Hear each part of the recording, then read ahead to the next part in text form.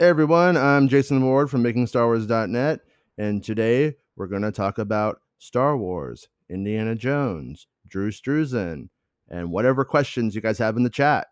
Here we go. It's not about spaceships. It's not about spaceships. It's not about spaceships. It's not about spaceships. What? How'd you get here? How's it going, man? I'm just hanging out, you know what I mean? The give star while it's still possible, you know? Yep. Got my Star Tours mug. Santa says good afternoon. Good afternoon, Santa, and happy birthday week to you. Hey, Santa, feel free to peruse around the shop and pick me up any RPG books that may be lying around. Yeah. So not really too much like big Star Wars news today. I got a message from Bespin Bulletin showing me that Katie Sackhoff was doing another movie. So that thing that we had yesterday where it sounded like Mando was starting, and that's what she was talking about, she wasn't. I don't know why she didn't just go to work on Mando instead. Why didn't she just show up and just start making, you know, take the initiative. Take the initiative, Sackhoff. Just start making a Mandalorian story on your own. In RPG terms, we call that the initiative roll, right? You get your D, you get 3d6 and you roll for initiative, and you freaking do it, Katie. Just do it. Yeah, come on. You got a rocket pack. What's the fucking problem? No, so it turns out that wasn't where that was going, which it made sense what she was saying. Like, okay, she's probably going to work on Mando. It's like about that time, but then at the same time, I know that they're still making Tatooine sets down outside Los Angeles. Guess what it's for, though, Jason. That I think the reason why it's fair to make that assumption, right? Like, oh sure. When you're like, guess what it's for, and you're like, I don't know, Night Court. That's a reboot coming. Like Richard Mole is back. Yeah, leading a whole new generation of Night Court antics. Speaking 6 Steps to Queen, he was also in the series premiere of the Highlander show. Richard Mole. He was? Yeah, he's the main like Kurgan dude. He wasn't very threatening. Like he tried to play it, but he wasn't. Yeah, he was the one in the Highlander series premiere. Yeah, one time I met Clancy Brown. Met him a couple times at like screenings. And I was talking to him, and he was like, I remember his kid was really into Star Wars, which I thought was cool because I was like, man, imagine your dad's the Kurgan, he's Savage Opress, and you like that stuff. Like, gotta be the coolest dad ever.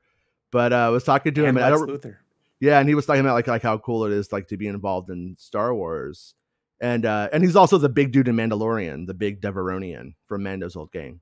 The Bill Burr episode when they're on the with the horns. He's the horns guy. Right? He's the horns guy, and but anyways, I was telling him, and I was just like, dude, you're like the only guy except for Flash who has like a theme song about him by Queen. Like that's pretty badass, man. And he was like, yeah, I know. And then he told me, then he told me something, but I don't think it would be right to tell it. But yeah, but that dude's great. I hope he gets more roles in live action Star Wars, and I hope the fact that he plays the Devaronian doesn't keep him as like, oh well, you're a character in Star Wars, like that's your guy, because he's a really good actor. Clancy Brown is awesome. Both Ahmed Best and Anthony Daniels are pilots. Oh yeah, in the sports bar. Yeah, it is possible. It's true. It's true. I mean, Dave Filoni as an action figure. Yeah, that's weird to me.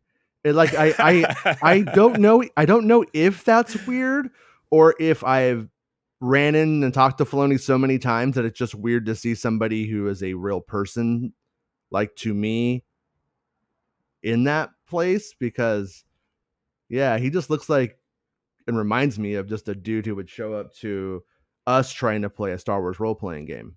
You know what I mean? Like he seems like, but at the same time, I mean, I'm not like knocking how he looks or his or anything like that. It's just, you're a creative. What are you doing?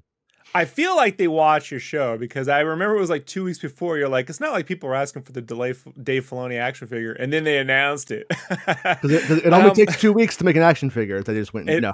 They have 3D printers, bro. They just, they got chubby, like sort of bearded guys on file. They just scale it, and then boom, Filoni. I think what's cool about me and Filoni, bro, it's all of us. Thanks to COVID. Damn, I said the C word. Trying hard not to do that. I already said the F word 2 minutes in, so that's where we're. And I said it in front of Santa Claus too. Filoni? Yeah, the F word. and Favreau, 2 F words. Do you think they'll pull their action figures up in meetings? Right? Like if they're like, hey, who's got the action figure? Like I talk. I'm the captain now, right? Right. Yeah. Yeah, I got an action figure, so he puts it on. He puts it on the table, and then he goes. Shh. I say we do a showcase series 2. I say we do a show that's called Rangers of the New Republic, and it's all about me and my X-Wing spaceship. Shut up, Favreau. Go make Zathura 2. And then when Favreau tries to cut him off, he's all Iron Man 2. Iron Man 2. Ooh, sorry, I wasn't executive producer on Avengers. Ha ha ha. Yeah. I would. I mean, I would do it. God, I have like a really cool. One of the times I ran into him is a weird way of putting that one. But I went to the screening of the Savaggio Press little arc in LA where they edited it out together as a film, like with Ball coming back and all that. Yeah. And afterwards, everybody just cleared out, and I was just like, "That was amazing." I liked where it was going. I thought it was going towards that sequel trilogy story that Lucas was going to do at that point, because I'm like, they're bringing back Maul. What? This is big. This is weird. What's going on? But obviously, I didn't know it was going to be episode 7. But you know what I mean. I thought like this is going to be something huge. This is going somewhere. I thought it was going to go into like the live action television show at the time. But afterwards, he's just like there, like he just like was hanging out. And I got talking to him for like about a half hour, and they had a poster there, a Savaggio Press poster, which I should probably get back and put on my wall back here. But it was based off of the Katie Lucas arc, and but it was pretty cool because he signed it and he drew like a clone trooper on it for me, which was a pretty nice. Clancy Brown or Dave Filoni? Dave Filoni. Okay. Yeah, I was like, sorry. No, downtown Clancy Brown. He was there, but he was just like sitting behind me. I don't think I actually talked to Clancy until Rebels. The Rebels. I went to a Rebels screening at Disney, and they did screenings of the cartoons. This was like, well, what had happened was that they kept offering me things and then taking it back and not telling me that they were taking it back. And a nice person at Disney was cool enough to invite me to the actual room where like JJ was doing the sequel trilogy stuff, like where they would screen it there, like that room, like Iger's theater. And I think it was just like me and a dude who was at IGN back then, and Clancy Brown, and a couple, like there's probably like 20 people. It was pretty cool. And we saw the first 2 episodes of Rebels, or we saw the first opening of Rebels, the first like movie of Rebels, the 2-parter or whatever.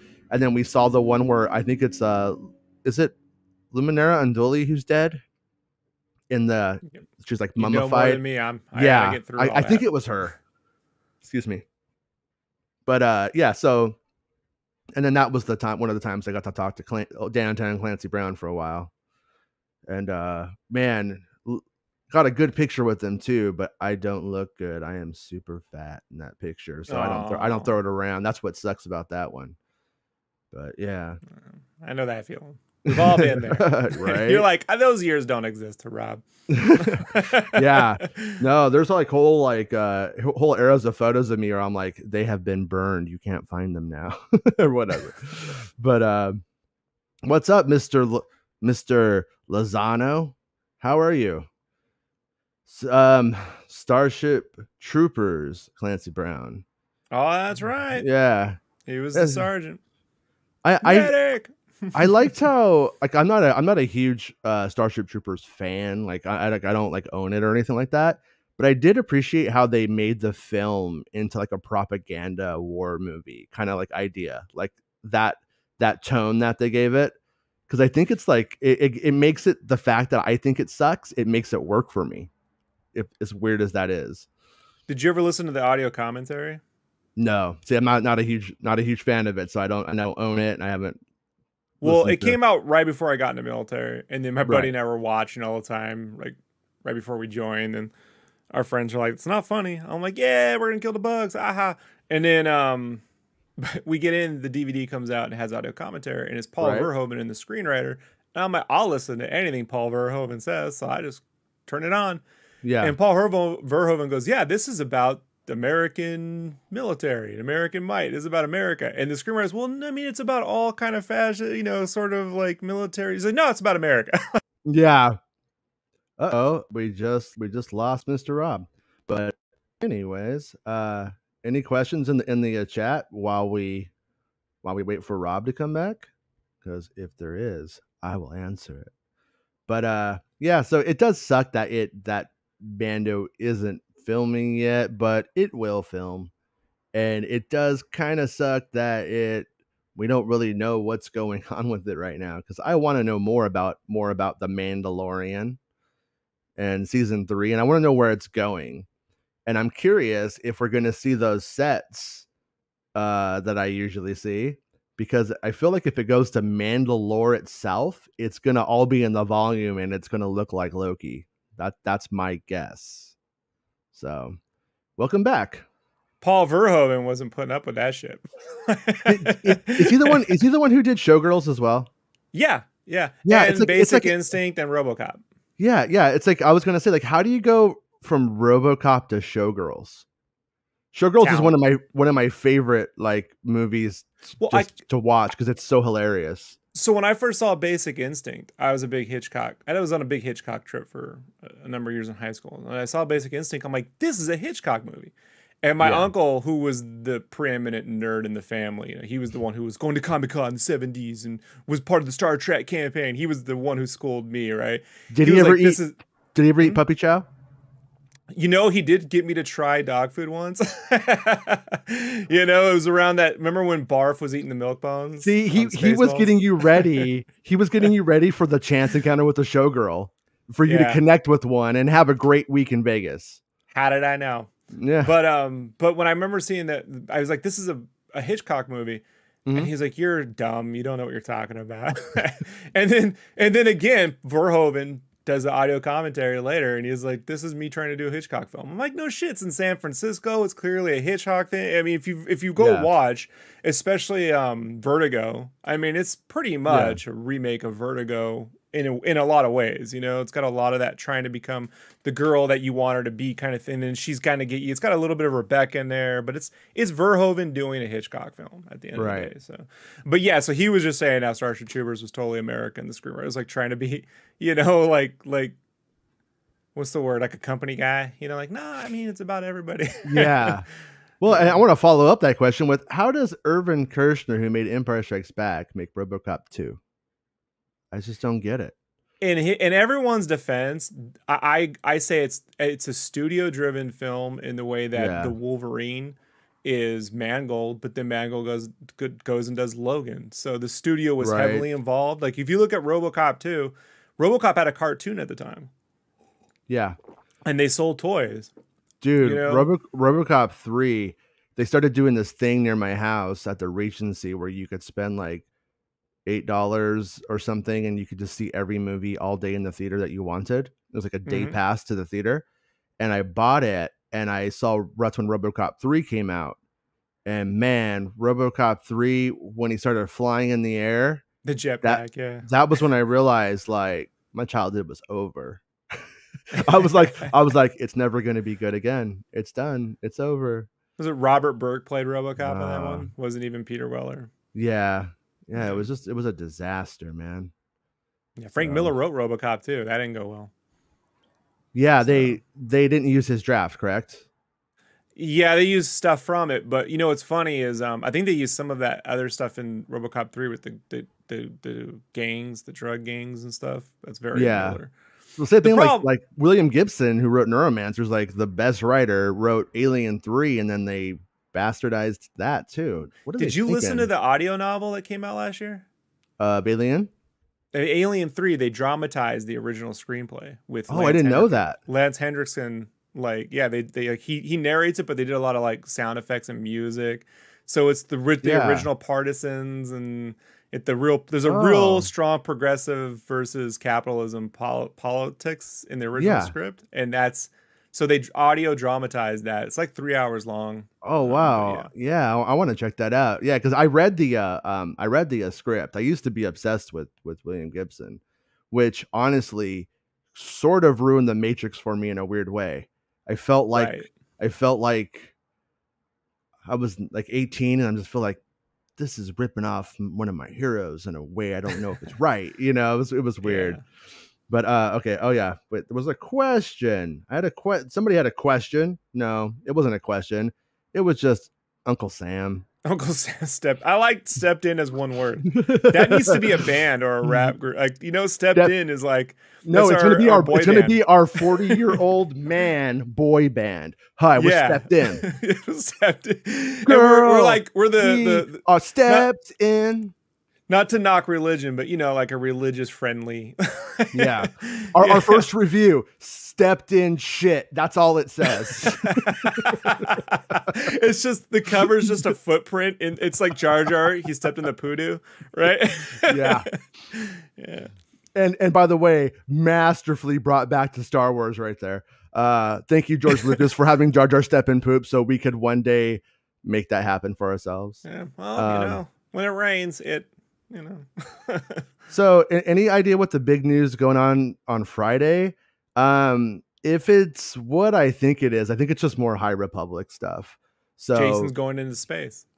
I'm going into space in a giant phallic looking rocket ship for 12 minutes. For 12 minutes, and I'm gonna throw, what do they throw, like jelly beans around?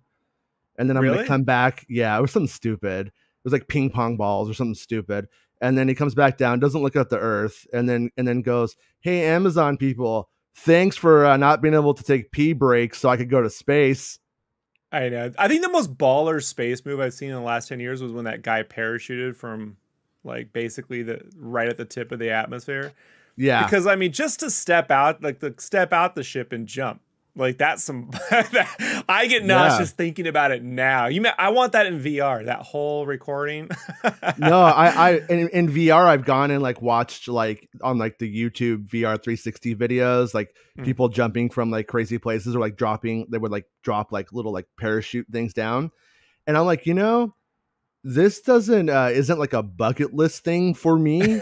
And it just doesn't look fun to me. Like when, if I'm on like a dating app or something, you'll see like a picture of like a girl skydiving, and I'm just like, you look like a bunch of work. No, but I don't get it. I don't think that's fun.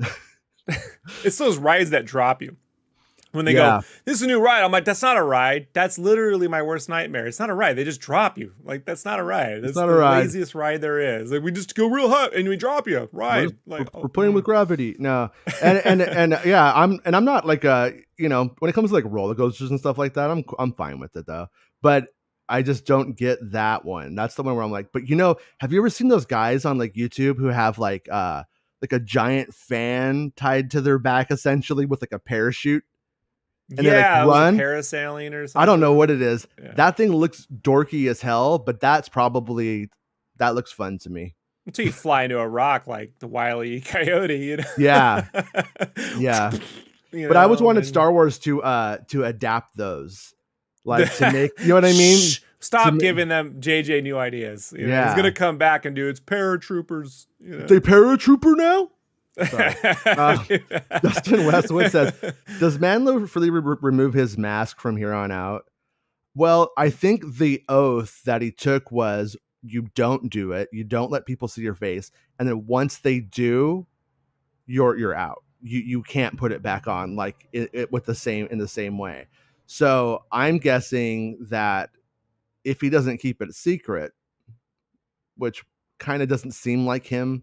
I feel like the guy has a code. He seems like code driven, sort of a bit superhero dumb in a way about things like that logic. And so I don't see him going back to it.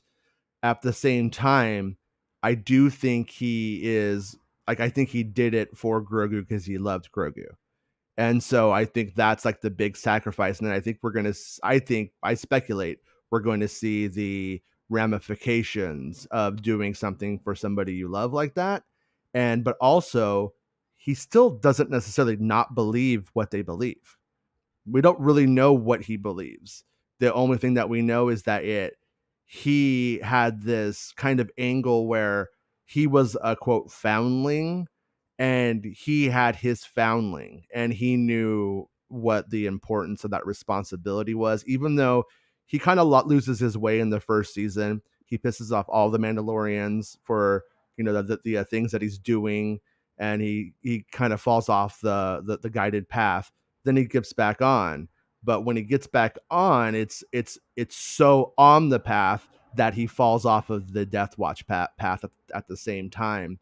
But I still think that's got to be a big source of contention as they move forward with the actual Mandalorians, with Katie Sackhoff's character and stuff like that. If that makes sense. Or they won't. Or they just won't. Just like, hey, remember that? We don't either. Let's go on.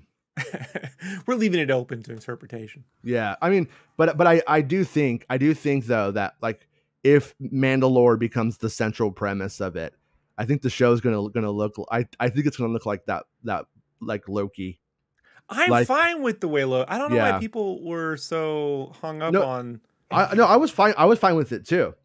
I do think it looked like I was saying before, like the most expensive Doctor Who episodes of all time. Well, like, I know some people were like, I prefer things like Winter Soldier. That's like a gritty, and I'm like, yeah, it's a gritty whatever until the last act when it's a giant CG ship exploding up in the air. You know what I mean? Like it's a typical big Marvel. And I remember when the movie came out because I worked on the shirts. I'm reading every review, and every review was it's great until the end when it turns into a, what I mean? A place, a Bayhem. They complained about that. Now people forget it because it's not the focus of the film. But it was just the talking point at the time. Yeah, I loved like in that one that they just mashed up the superhero genre with the political thriller genre. I was like, great idea and well done. Yeah, I love it. Yeah, and like I said, I'm like very bipolar on it in the sense that that's my favorite one, and my other one is Thor Ragnarok. I like it when it really leans into doing what it means to do instead of playing like middle of the road. That's why I couldn't finish the what's the other series that came out, the one in between WandaVision? Oh, Falcon and the Winter Soldier? Yeah, I just couldn't get into it. Like it just I read in the early 2000s they had a series called Truth, which was the Isaiah Bradley story drawn by Kyle Baker. It's a fantastic cartoonist. So for me, I was like, oh my God, they're doing the Isaiah Bradley story. So yeah, for me, it was seeing something I'd wanted to see come to life for the longest time. And I really liked that they shot a crap load of it in Georgia and parts of Georgia that you normally wouldn't see on TV. Like the docks and the boats and just the different parts of town. So, but I like that all three are completely different. I mean, when you're making like one version of Star Wars for one fan base, it's not the best idea, I think, like vice versa with comic book things. Like you kind of, it needs to hit a tone, but I think like the fact that we're getting Rogue One style, we're getting prequel style, and then we're getting the Mando style, which that stagecraft has a look, right? Like it has a specific feel to it. It does. Which I wanted to ask you, the episode where Mando's on the Jawa thing, right? In the first season, like the Jawa parts, was that shot on location or was that stagecraft? I think it's a mixture of both because I saw Jawas down there. I saw the Sandcrawler ramp and all that stuff, like when they were doing that, and I saw the scaffolding that was to be used to do some of the shots of the Mando. So I think it's essentially a hybrid, but if it looks like he's outside, he's definitely outside. Yeah. And that was crazy though. Cause like, I remember when we saw the red eyes of the Jawas, I was like, whoa, they got red eyes. Right. Cause the Jawas have different color eyes at times. I think there's a red eye one in Jabba's palace maybe, but yeah. Des says, "Hey fellas, been meaning to ask your thoughts on Loki episode 5. I enjoyed." And then he goes on to say, "Love that Loki episode. Thought everything about that episode is what the Rise of Skywalker could have been." Yeah, I feel like in a lot of ways that was sort of like an Emperor's throne room, the Snoke thing, the Emperor at the end, kind of encounter. In terms of like the actual meetup, if you will, I did like it. I thought that the fact that the characters weren't saying more to one another about the debate and it went into the fight like how it did between them, I feel like there should have been more words between them at times. It kind of like, it was very like abrupt. It got there like very quickly, but it's the same outcome either way. So not necessarily criticizing that part of it. But I will say I was expecting the end of the show there, and then it was like to be continued. So I was both super happy about it because I thought it was well done, but then a part of me was also like expecting more at the same time. But if they go on and do more and it's just as good, then it's just a temporary disappointment that doesn't matter in the big picture. I thought the episode was good though.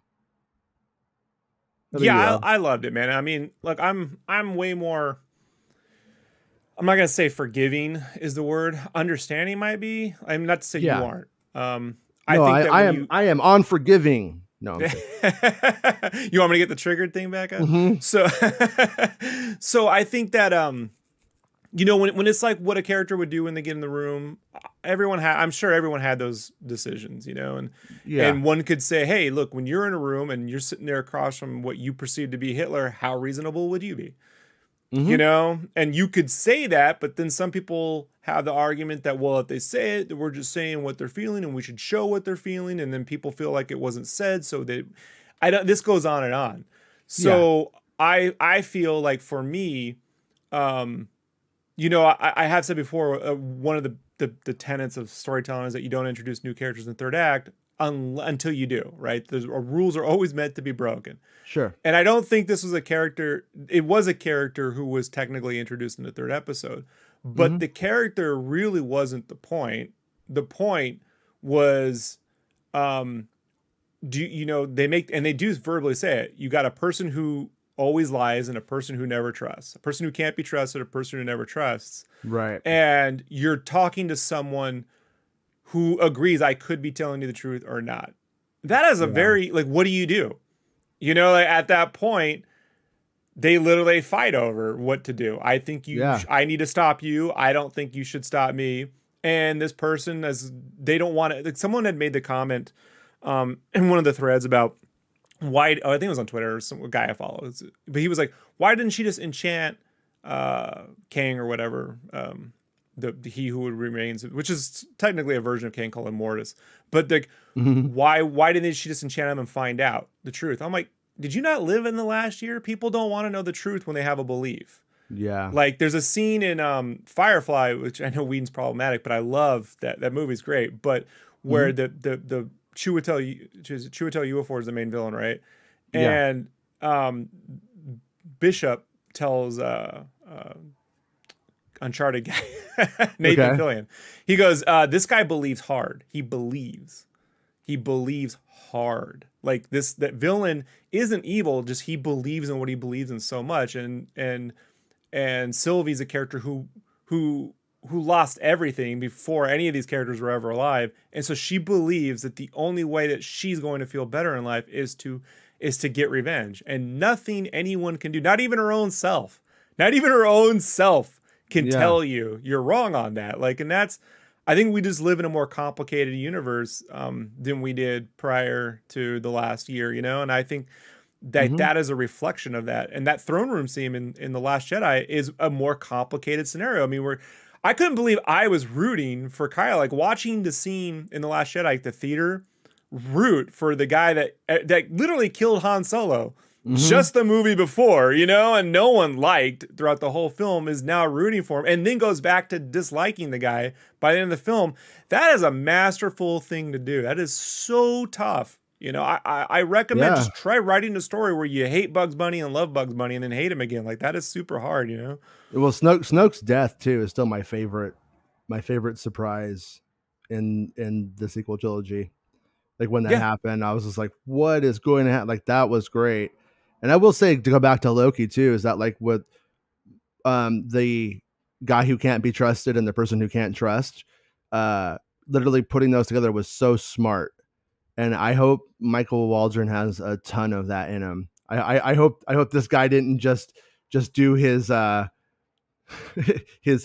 best thing he's ever gonna do and then goes on to like Star Wars. I hope he has a ton of that in him, because like that kind of stuff is fascinating, because it literally promises character development that isn't half-assed. It's not going to just randomly oh, now it's about this. No, like that has to resolve.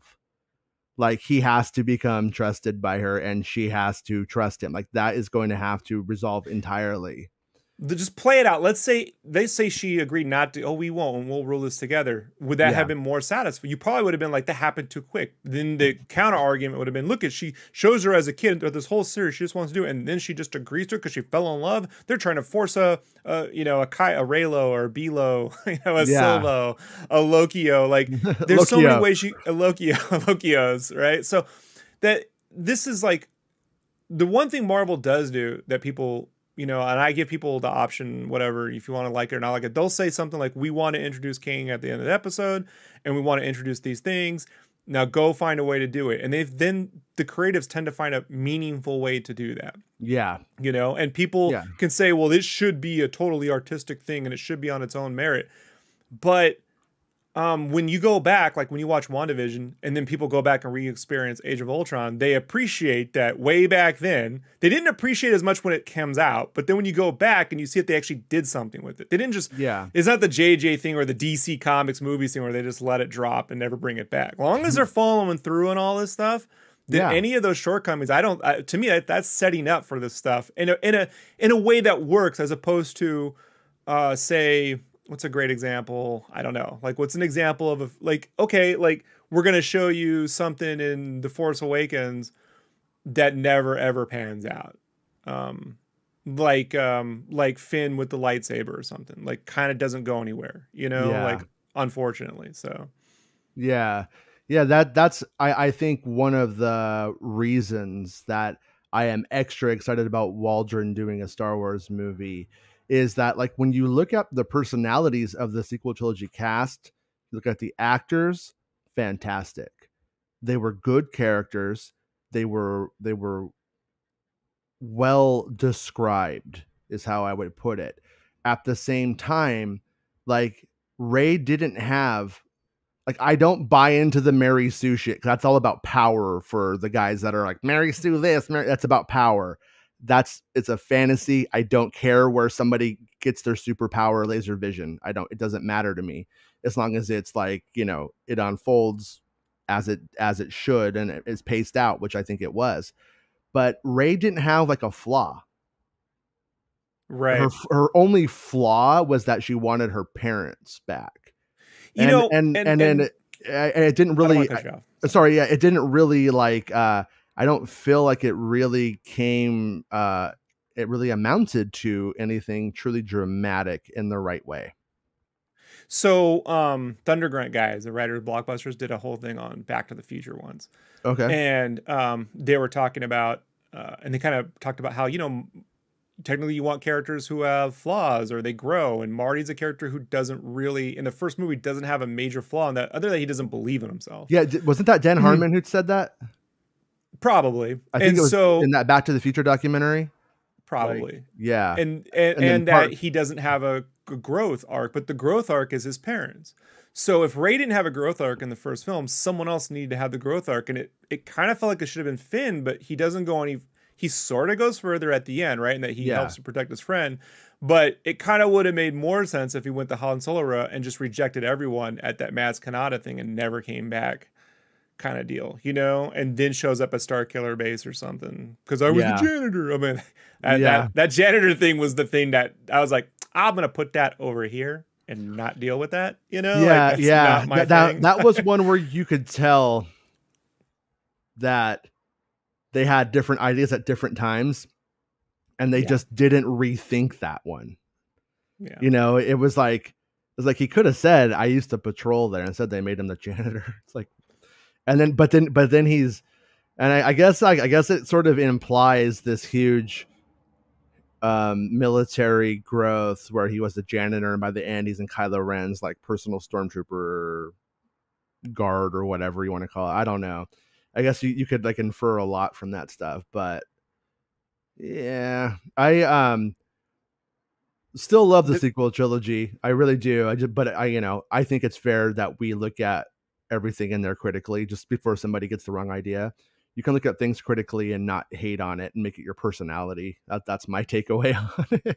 Nobody was more critical of the prequels back in the day, to the point where I didn't even want to see Revenge of the Sith, because I was like, I already know where it's going. I don't care. And then my buddy paid me to go see it, and I'm like, it went exactly where I thought. I didn't care. That being said, here I am still talking about it. Just bought a prequel book. You know, like the love of the series and of parts of things that's something that like I love parts of every Star Wars film, even the stupid Ewok movies, and they're not good. But there are parts of it I'm like, hey. Cruiser. You know, they went on location. Yeah. They shot in the forest, you know. What's weird is when I lived up in San Francisco, you could like literally see where they filmed a lot of that too, and like right on the street. Practically. No, like, but it kind of in a way ruined some of the like, I always liked how there was like, oh, it's indoor, but you kind of like see like the wilderness of indoor in a way. Like there was kind of like more to it, and I'm like, oh no, that's just those hills and mountains over there. Oh, okay. Right. Yeah. So I mean, like, again, it's always great to have a nuanced conversation of I like this, I don't like that.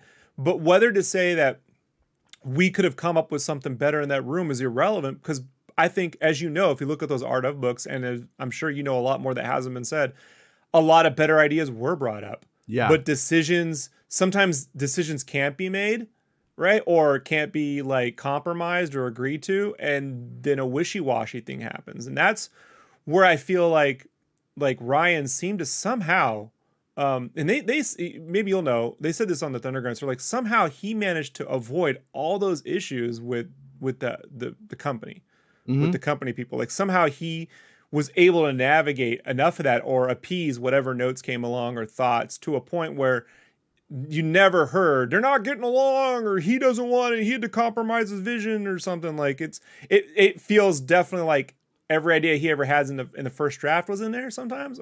Like, it might be a little too much, but never that wishy-washy. No, I'm with you. I think that he had I think his ideas were formulated by like listening to what they wanted. I think he knew what they wanted, and then he was able to make his ideas in that, like if it was an assignment and you wanted to get an A+. And I think that's exactly what he did, and why it worked. And from just like little stories and anecdotes I've heard here and there, it sounds like I said anecdotes, that he was very much like a college professor and in a writer's workshop kind of thing, like with everybody there. And it was a good experience for them. And I think that if he gets to make his next trilogy, I think it's really going to connect. Rob, I'm gonna throw you on for a second. My dog needs to get out, and she's not having a good time, so I'm gonna let her out real quick. Okay. Okay. I'll save that question, Kane, for when he gets back, because I know Jason's gonna have something to say about that. Just to wrap up the Loki discussion, I just think all around the combination of Michael Huron, the show creative writer, the primary director Kate Huron, and the composer of Natalie Holt, like that, and all the editing on board, like that is when you get the right group of people creating the right thing at the right time and place with the right actors, and everything happens. And if it's not your thing, then it's not your thing. But for the most part, it's pretty amazing work. So the fact that, you know, that mentality exists coming into whatever Feige and them are putting together on Star Wars. I mean, whatever they do, man, I'm super excited about that. Unfortunately, it's probably 3-4 years away. I mean, man, when we got that, I think we got that announcement of the Feige thing like in 2018. I want to say 2018, 2019. It's been a while. And with the Pandy, I can only imagine it's been delayed another year or two, give or take, however that works out. So, what else? What else? What else? See, I could talk. This is what else. This is what else. See, that's the thing where it's like, I don't want to say, and then you got to say the same thing I said over again. That's where I'm going to be like, I just said all that shit, Jason. I'll tell you, at the end, Turner dies. Hooch lives. That's my special edition. So Kane asks, do you think we will get a time jump in The Mandalorian? Possibly reintroduction of older Grogu, has been training as a Jedi for some time. You know, in a weird way, like, I don't think so, but that would be a kind of almost a best case scenario for me. If the series was Grogu's series and they don't kind of boot him off and spin him off into other things, you know? Grogu. Doo-doo. Yeah, Grogu.com. No, it would literally make the most sense to me that they do something like that. And he's a Padawan, and then you could have him where they end up kind of meeting up together. But at the same time, if they were to do that, they could start using the sequel trilogy stuff, like First Order stuff. But I don't feel like they really advanced the First Order story enough to get us there. So I that's what makes me think that would be the stopper. You see the opening credits, right? He's like passes Jedi training. It's 20, 50 years later, you know? And it just cuts to the Mandalorian. Mandalorian, yeah. Yeah, no, because I think that they want to keep it like in that post Return of the Jedi era so that they could use stormtroopers and they could play with all of those whatever Filoni and Favreau's toys were at the time as kids that they had their space fantasies with. I think that that's kind of what they're doing there. And so, but I do think that the show has tacitly sort of is promised the right word, but it's sort of suggested it's going to be giving us the First Order, like the impetus of it, and kind of like how it begins to crop up and what's happening there. So maybe do we see little Nazi what's his face, the Baby Hux dude.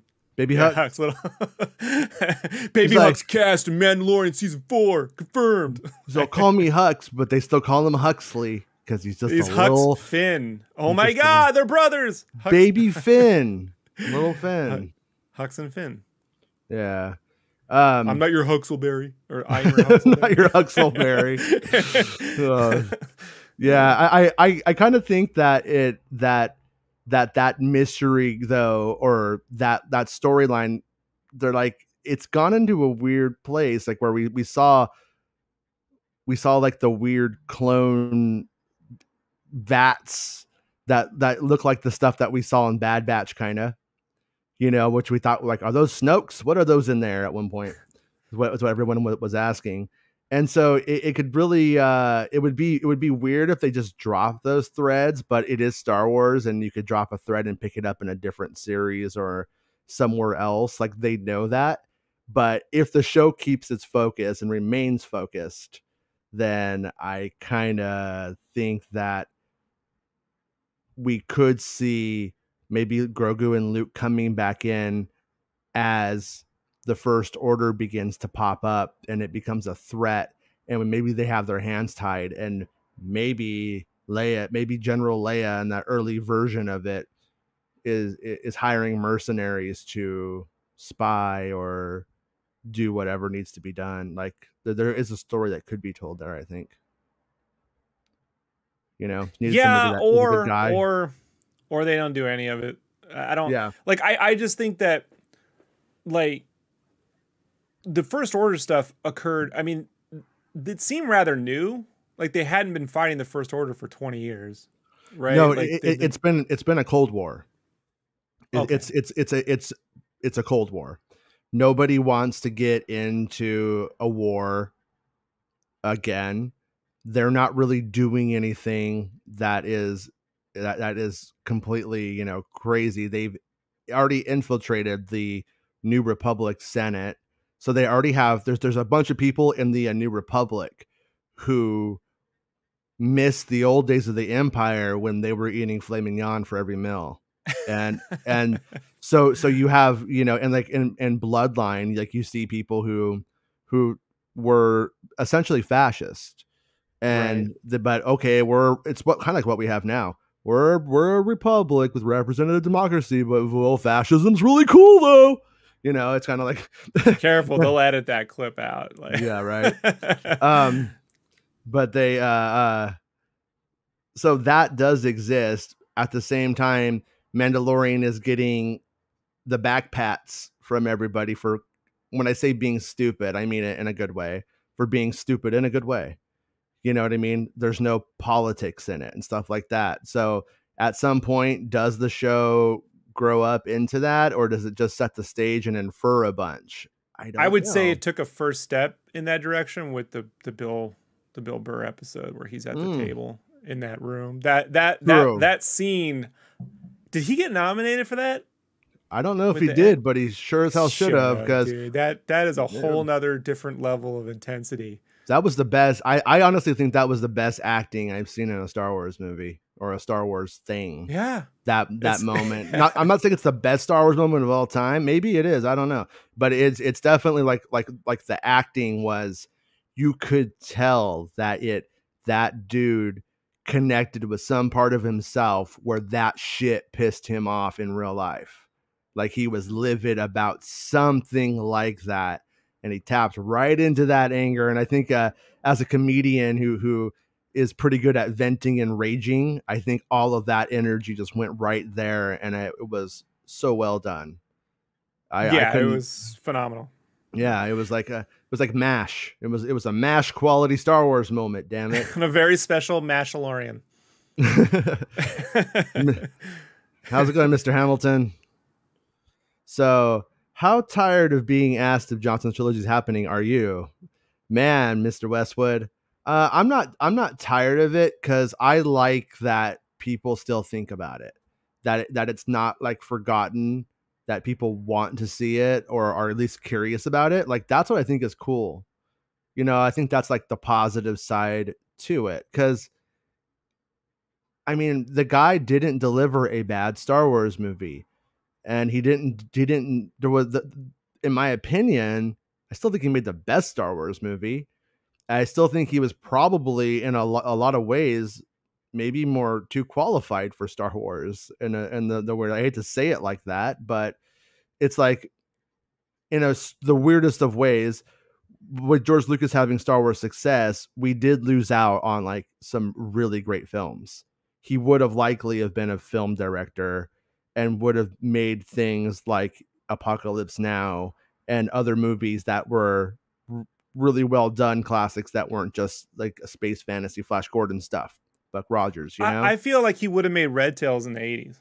Yeah, he would. Red Tails probably would have been really good. Around the time of Memphis Belle, kind of like era, you know? Like, I really feel that would have happened. And he would have been like, I took the Star Wars technology and now we're doing realism with World War II, you know? Yeah, like, don't quote me on this, but I feel like in the Star Wars Insider, which was called the Lucasfilm Fan Club at the time, around 88, around the Willow Last Crusade era, I feel like I remember reading a quote from Lucas saying, I'm getting ready to make Red Tails in that magazine in the 80s. I believe it. Yeah. You know what? I have to dig through that internet archive. I'm sure it's buried in there somewhere. And I think Red Tails is like actually a good movie. It sounded like I was saying it was a bad movie with my poor choice of wording. I do think it's a good movie. I think it's like, it does feel like a prequel Star Wars film if it was a World War II movie. And I like the prequels. So it does work, but it is also as clunky in those weird ways as a George Lucas Star Wars movie. It's pulpy when people were expecting more like more seriousness. I mean, Yeah. and that Lucas documentary gets into that era pretty well, that production, and there's some good insights on that film, just in terms of like he was confused. Like I guess people didn't want to see, you know, like the Star Wars is, he kept liking it to like, well, it you know, you can do things that aren't as serious, but like he was trying to also bring up a serious thing, so it's a conflicting vision. What he was trying to do was he was trying to make the African American version of Star Wars. He was trying to give them heroes in that way based off of their history. Like that was that's where he was going with it. But yeah, people were expecting it to be a biopic, like it was like Lincoln or something. And there's another Tuskegee Airmen movie that is more, or I think, was it a movie? It was like I think it was like a mini series. It was in the 90s on HBO. Yeah, and that one is more like, that one kind of beat him to the punch on that idea. Straighten up and fly him right. Yeah. But I put that line in. So you know the comic book Spawn? Yeah. So I wrote into the letter columns once in '95 when they first launched Spawn.com, asking for when they're going to make Sam and Twitch. There's these detectives in the comic when they're going to make Sam and Twitch figures. So I put my name at the time was Robin 586, because, you know, like Batman and Robin, and then like 586 for the computer, my AOL. And but I put in straight out and fly him right, like, because I didn't know what to say, man. It's like fucking 14. So like Spawn issue 32 or 45, whatever. It's in one of those fucking things. You can see it in there, like, I just got done watching it, Tuskegee. You know, like, yeah. I love that. That it's a depressing thing to watch, but it was really well done. Yeah, and I feel like maybe George felt like that put him back a little bit, you know. Yeah. In terms of telling that story. Yeah, I think I think that in a weird way played into him selling Star Wars. I think his kids getting harassed on Twitter about his choices and special editions and stuff like that, and people not wanting anything he did changed in the movies, and we don't want anything you do constantly, and Red Tail's not connecting, and the Phantom Menace 3D not really doing anything. Didn't come out. Yeah. Well, Phantom Menace 3D came out, and then that was it. And he even knew that they messed that one up to some extent. I really don't think it was that bad. It wasn't like super cheap. It just wasn't like that innovative. But what sucks is the second and the third one are really rad. Yeah, that breaks my heart, man. Like, it really does, because I would watch them again just to see that. So yeah. I think too, and this is something that I had always feared concerning his children, was like, you know, if George died, this is before he sold to Disney, you know, George dies and those kids are left with the what to do with it. They're going to get the worst kind of death threats in the world if they don't make the right decisions in this. Or what if they turn on one another over their licensing rights? Or what if whatever they do, what if it ends up ruining their lives, kind of thing? Like, this frees the kids from ever having to deal. Let the big monolithic corporation make the decision one way or the other, not put that on my family to uphold some weird legacy of mine, you know, that. And on a side note, I always see Jet Lucas down there when they're filming Mando. Oh, yeah? Is it known that he works on it? I don't know if it's really known. Doesn't he write? Like, doesn't he? I thought he did comics, or he wrote, or he did something. No, he was. Like, it looked like he was doing like work, like when I've seen him down there, and then I when the rap party was at Scum and Villainy in LA, he was down there for that too. I love that we don't know what they're up to. You know, that they're not driving motorcycle bikes down there with Jake Paul all damn day. Lucas's kid. We're the trilogy, because there are three of them, right? Well, Lucas's, I think it's Amanda Lucas. She did like MMA fighting for a while, which is like super badass. Yeah, I took a break from watching MMA for a while, and then I remember that now. Hey, before I forget, it is possible though with the trilogy thing with Rian Johnson that they were really talking about the Knives Out trilogy. Mm-hmm. So, because he's making two more, you know, it is funny that we're gonna get a Knives Out trilogy before the Star Wars thing. Yeah, so, I do think it's coming though. Is he writing and directing them? Yeah. He's doing everything on them? Okay. All of it. I wasn't sure if it was like a passing off, like I'm not going to direct them, I'm going to write it or whatever. That's cool. Yeah, I think that's probably wise for him too, because at the same time you can go and work on a Star Wars movie and they could just pull you off it because somebody they're shooting right now. Yeah, I know they're filming the second one. I just wasn't sure. I knew he was directing it because I remember him posting photos of it. But yeah. And he writes using Fade-in software. Not sponsored. Get my Fade-in money, Jason. God, you just made me think of a friend who I think it was the 90s. He was like probably 14. He's about our age. He wrote Dan Harmon like a fan letter saying, I really, love what you do. And I'm reading, Joseph Campbell, and I'm reading this and that and trying to like learn how to figure out storytelling. And like he got this message back from him going like, I'm not your fucking dad, kid. I'm not here to like it was like, whoa, oh, no, just like destroyed him. Yeah. That was that Community hardcore Dan Harmon. Right? Yeah. Yeah. And this was before Community and stuff, but he still loved him. Vicious.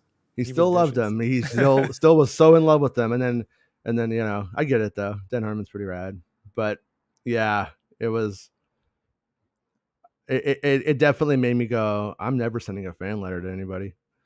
Justin Westwood says, for the record, he is one of my favorite filmmakers, period, right now. Yeah, same. I mean, Knives Out is a masterpiece. Yeah. It's a true master. And I'm a big Agatha Christie, kind of Sherlock Holmesian fan, Hercule Poirot. Poirot. But it's not a whodunit, it's a howdunit. It's one of those things where like, yeah, we know what happened. Here's how it happened. And the performances and basically one or two settings, I sat in a theater. I live in a very conservative area because they are. And we went and saw that at the theater when it came out. And I was like waiting, I wonder how they're going to take some of this. Because I knew going in, he was going to have a few things to say. And surprisingly, man, people still cheered. Like they got through to people who weren't, no one like stormed out, not mine, shockingly, it didn't happen. You ever seen that a screen capture of somebody who writes on Reddit when it says Rey Skywalker? He's like, I walked out at that moment, and somebody responds, yeah, because it was the last scene. I've only walked out of 2 films ever, man. And one was The Crow 2, because I was like, as pretty as this film is, and I love the music video with the I'm Your Boogeyman remake.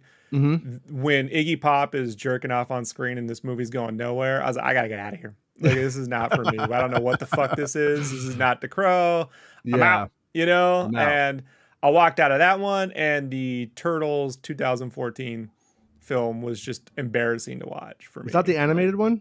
No, that's the 2007 one. The 2014 was the people go Michael Bay, but he didn't direct it. It was the dude from Die Hard and Total Recall who directed it. I remember now. Yeah. I never finished. I never finished that one. I liked the animated one for like what it was, but it's really funny that like you mentioned Turtles. Like the other day, my daughter comes into my room about 4 a.m. and gets in bed with me.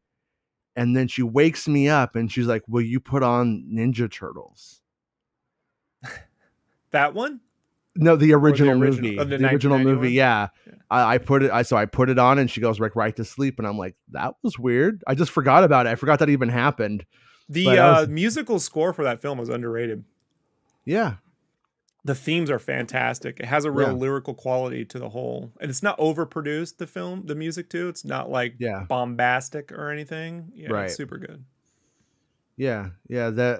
I don't know why we don't have good Turtles movies in this day and age. Like we have a whole generation of people who grew up loving it. Like I still don't understand why the Transformers movies suck.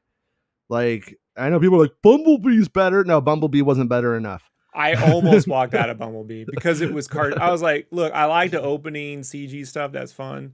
Yeah. But the film felt like, first off, anytime I see John Cena, I'm like, he needs to be Ernest Kid. I would pay, and I constantly tag him on Twitter anytime I get a chance. And John Cena news comes up, I'm like, I'm still waiting for John Cena to make my Son of Ernest. films, you know, because I'm not knocking him. I think he literally can pull it off, you know? Yeah.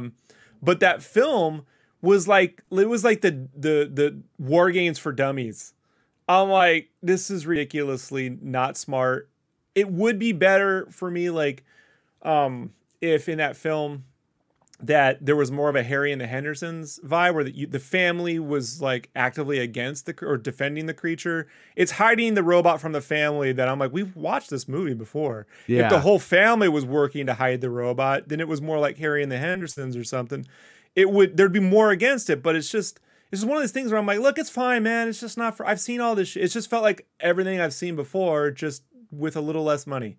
Yeah. You know, like, show me something I haven't seen. You know, Steven says you're totally wrong. Bumblebee was great. I don't know why Rob always has these opinions.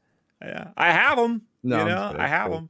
It's funny is when they gave Bumblebee that ability to talk through the radio in the car, I'm like, wasn't that Christine? Didn't Christine do that back in the 80s? Yeah. Isn't that much better origin film than Solo? Oh, I don't know Steven. about that. I was entertaining you until then, Steven. You crossed the line, son. You stepped over the line. Yeah. Was it Avatar, right? You crossed the line, son. Crossed the line. Yeah. Steven, the Avatar is better than all those films. I don't care what anyone says. Yeah, I mean, Avatar's just like the best, man. It is. I don't care what people say. I love. I genuinely love the film, man. My father loves it. Yeah. He bought a 3D TV so he could watch it all the time. And you know what? He does. Show me an action sequence that's more geographically well paced than the end of that film. Show me one. I want to see one in the last 10 years. Doesn't exist. You know that was at the beginning of the show, I was talking about how I hung out with Filoni for about 30 minutes after that screening, talking to him. He just kept gushing about Avatar that night. I just remember that. He was so I like him. And then in the aftermath of that, you started to see like Avatar kind of things like on Onderon in the Clone Wars episodes and stuff. You could tell that. I'm buying the Filoni figure right now. Are you really? Yeah, it's gonna go right up there. You know. Well, hopefully Disney makes a James Cameron figure. If Favreau ever gets in Star Wars and then they make a Favreau, I'll buy the Favreau and we can play. Doesn't Happy Hogan have? We should play online. We'll just be like, here's how it must have went down. I'm Dave Filoni. I made the Clone Wars, and people say I'm George Lucas's Padawan. Right. People are gonna be like, this show's really jumped the shark, man. This guy, Justin's all defending Avatar. What has this show become? Tisk tisk. No, to be clear, I don't care about Avatar. Like it was fun to see like in 3D when it came out in the theater and stuff. But I keep asking myself, like, I'm like, my dad likes this movie a lot. I'm like, do other people like this, or is this like a weird thing? Like, they're making more. Is anybody gonna care? Is it gonna connect? And then I also go like, and the reason why I kind of care is, in a weird way, Avatar is going to be taking Star Wars slots. Star Wars is going to, they're going to have to like do a dance as long as they're making these Avatar movies. I could be wrong, but it sounds like James Cameron wants to make 3 more. We've merged them. Yeah, George Cameron. It's flannels and underwater exploration from here on out. Like, yeah. I'm kind of surprised George Lucas doesn't do anything weird like that. Like, he just seems like he wants to chill out at the Chinese buffet, though. And I he races that. Cars. Robin Quivers knows. Yeah. Is that like? Is he really? Is that like? I wonder if that's like super crazy, or if that's just like a guy going around the track at 60 miles an hour. It's still super crazy. You ever driven super fast? No, he does 100,000. Yeah, he that guy guns it. Yeah, I just ride hoverboards. So that's kind of where I stick to hoverboards. They don't really hover though. I'm so bummed out. You know, like I'd break my face in 2 seconds with a real hoverboard. Like, yeah. No, I'm glad. I mean, I would definitely not be here today if hoverboards were real, because I would have gotten so into it, I would have died. In the multiverse, there's a Back to the Future 2 remake where he grabs a hoverboard, but he puts on the Mando helmet so he doesn't break his face. Hamilton says there is a Fav Marvel Legends figure already. You're set. There we go. Yeah, Happy Hogan, right? Happy Hogan. I didn't know that was his name for like a long time.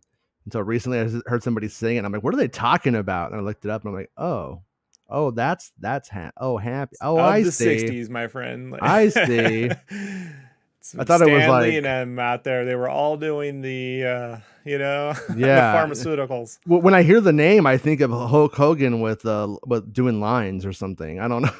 I think of Pump Up the Volume. I'm like, Happy Harry? Justin Westwood says, to be more clear, I hope Avatar grosses $1. Oh, you break my heart. Oh, whatever. Yeah. I will never be able to live. I will now rage, Oh, no. You wished a movie I want to see. No money. Whatever will I do? Thrawn Talk pulled out the old Colonel Mustard in the library with the candlestick. Yeah, it is kind of funny. I always wanted to, as a kid. Yeah, there you go. I set it up so I'd be right in between them. That's perfect. Good job. Yeah. No, I like the old Clue movie. It's weird, it's clunky, it's strange, but in a weird way, I kind of felt like Knives Out just sort of like said, hey, there's this opportunity. I'm going to jump on that and make it a thing. That's really good.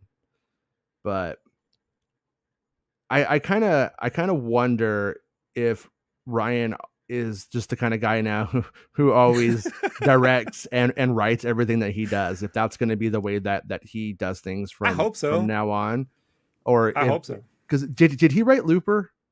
Yeah, he wrote Brick. He writes all of his own stuff. So he's a writer director all the time, every time. Then Brothers Bloom. Yeah, I mean, he's got the beard. All he needs is flannel. Yeah, we got ourselves. Give him time. Give him time. I think if he marries Amanda Lucas, we got Ryan Johnson Lucas. He'll take her name. Either his wife or his girlfriend is like a filmmaker too or something, but she has like a podcast. I remember like hearing parts of it where she like breaks down movies really well. You might like it. It might even be Hitchcock based stuff. Ryan Johnson has a wife? It's either his wife or his girlfriend. I can't remember if they're married, if they got married at some point or not. I have no idea. But yeah, but it's like so there was some kind of podcast she had. I remember it being awesome though. But my mind is flaking out on me right now. Justin Westwood says, oh yeah, we already read that one. Okay.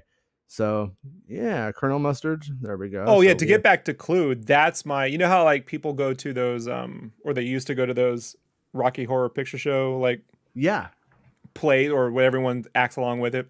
Right. Clue is my version of that. Like since 1985, like I when I went to before Blockbuster Video was a video library. And so you'd walk in there and they had movies with green tags were VHS and red tags were beta or vice versa. I can't remember which one.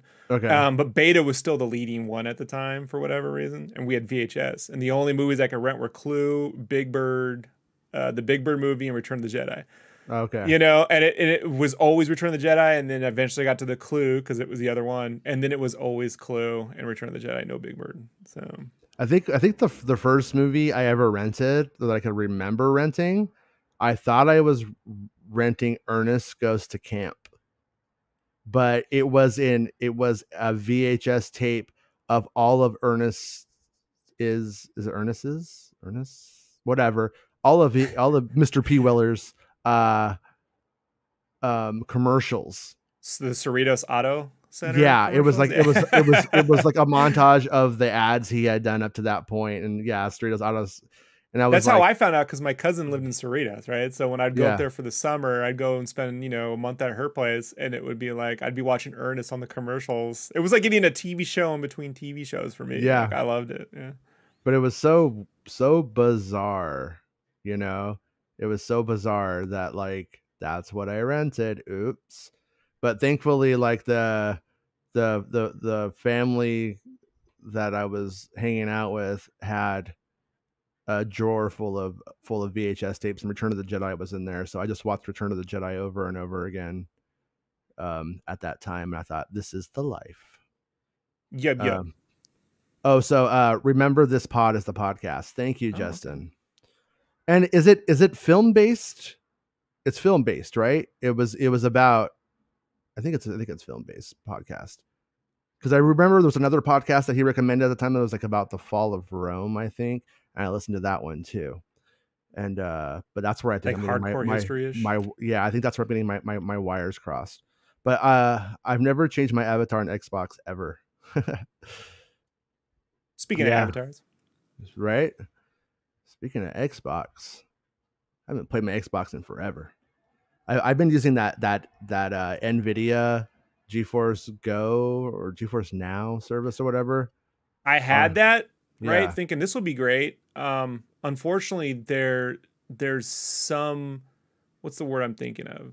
So my ISP provider, even though I have super internet, they hub up to someone else who hubs up to someone else, and that person has some weird delay thing in there that prevents me from getting proper. Yeah, and this can happen, and like this apparently is an issue. And I route traced it back, and then I had to work my way through 3 different companies to get the we don't care. So it's basically a net neutrality issue in the end. So yeah, there's some weird latency thing that's on like 2 other backbones of a backbone that they won't deal with. Like, yeah. So yeah. Okay, so Justin clarifies that it's early Hollywood stuff, basically. Okay, cool. Yeah, I think maybe now that I don't remember it adequately enough, because that whole time is a blur to me now. I've been watching a lot of weird, obscure, retro, like vintage Hollywood films that are like on YouTube. They put whole films of like The Crystal Ball and like Let's Get Together, like these like 30s, early 50s, like, you know, just these films like RKO picture films. Because I keep thinking this shit's going to end up in a Rian Johnson film at some point. Like, there's all these vague vintage film things that end up reused, especially since like, you know, 73's Paper Moon got brought up. I'm like, I bet you like, so sometimes you get this weird Gitchy where you're like, I think I'll just go and follow this stuff. And I wonder why. And then I just know 3 years from now, it's going to end up in a film, these things. But yeah, this vintage, there's a lot of fun vintage Hollywood stuff that when you watch, you're like, this is where the Looney Tunes got this, you know, like this is where, and they probably just played in a theater down the street from where the animators were hanging out over and over again. You know, they'd go in there and go, oh, that's funny, I'll put that in. Yeah, I just remembered when I was a kid and I first saw Rocky Horror Picture Show. At the end, it has like the RKO Productions kind of thing, like the whole radio thing at the very end for like that last song. I thought the RKO meant Rocky. I thought it was like abbreviated Rocky. So later on, when I saw it was real, I was like, "What?" Orson Welles. He's real. He's like, "Oh, okay, it makes sense." But yeah, I would also watch a Rian Johnson remake of Rocky Horror, but that'll never happen. So yeah, do you want to talk about your about the stuff that you pulled the other day? Really quickly, I'll bring this up just real quick so people could see what they think, and that's there's this photo of Indy and old Hallbrook from the new Indiana Jones movie. So we're talking about some Indy. So here you go. And he's not looking very muddish. No, no, he's not. No, but I mean, at the same time, he does have the hair like he was a greaser 10 years ago. Like that is a natural progression of it. He rides the most in the stuff that I saw from this day, though. It looked like they were together. It didn't look like he was chasing him, though. So it's like, you know, that's been the mystery of that sequence is has he been chasing? Is he chasing Indy on the motorcycle while Indy's on the black horse? And why are they wearing sneakers in the 50s or the 60s? Right. Look at the guy right behind him. Yeah, he's got his green neons. crew member dudes.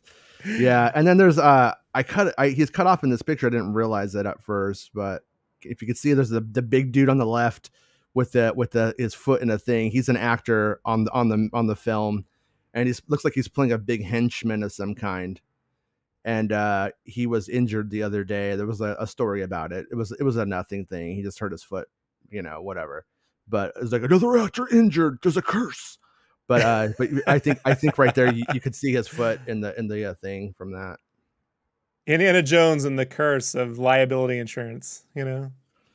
It says, is that actually Harrison Ford? I don't think so. That's a mask. That's a man, baby. Yeah. That is odd, right? Like, what is... Yeah, there were a lot of people saying that Ford was down there acting in scenes, but I'm not sure if there are people 2 blocks away seeing a guy in the costume that's the stuntman, thinking that he's Harrison Ford. So Harrison Ford might be back at work now, but it's not clear. Not for nothing, but just to bring up the whole UFO thing, everyone's like, oh, why don't we have clear pictures of UFOs? Everyone's got cameras. Like, I can't even tell if that's Harrison fucking Ford. Yeah. No offense, guys. Before you get all weirded out about whether you can get accurate pictures of UAPs, tell me if that's Ford or not, or is that a Ford face? God, speaking of the other night, like every night, me and the kids go out and like they want to see one, and they want to look at the stars. So every night we go out and we look at the stars before bed. It's like kind of like part of like our nightly ritual. We go and then we go do that, right? Well, the moon looked really cool, and I was like, "Oh, I'm gonna take a picture. I'm gonna take a picture of the moon." I couldn't even take a picture of the moon.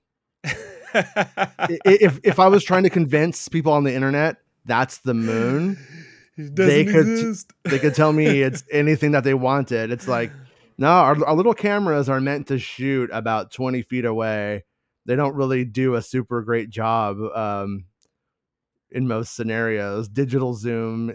By the way, if you ever see a UFO, I'm sure you know this, but don't use the digital zoom. Just film it and then zoom in later. Right. I went and grabbed the Indiana Jones pinball. Oh, I love that pinball machine. It's the best. It has the Well of Souls on the top. Yeah. And you're able to and you use the flippers and it rotates it like this. So you can make the ball go. I'm covering all of it up.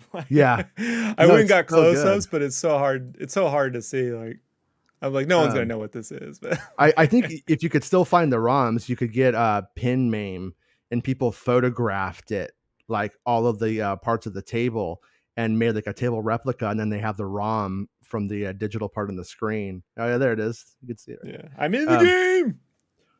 Rob, get out of the pinball machine, man. This should be in VR. I mean, they should have replica tables. They really should. Yeah, I wonder if they run into problems that like Williams made it or whatever the company was called, like back in the day. Trade West or something. Yeah. So Chandler, hey, how's it going, Mr. Dyson?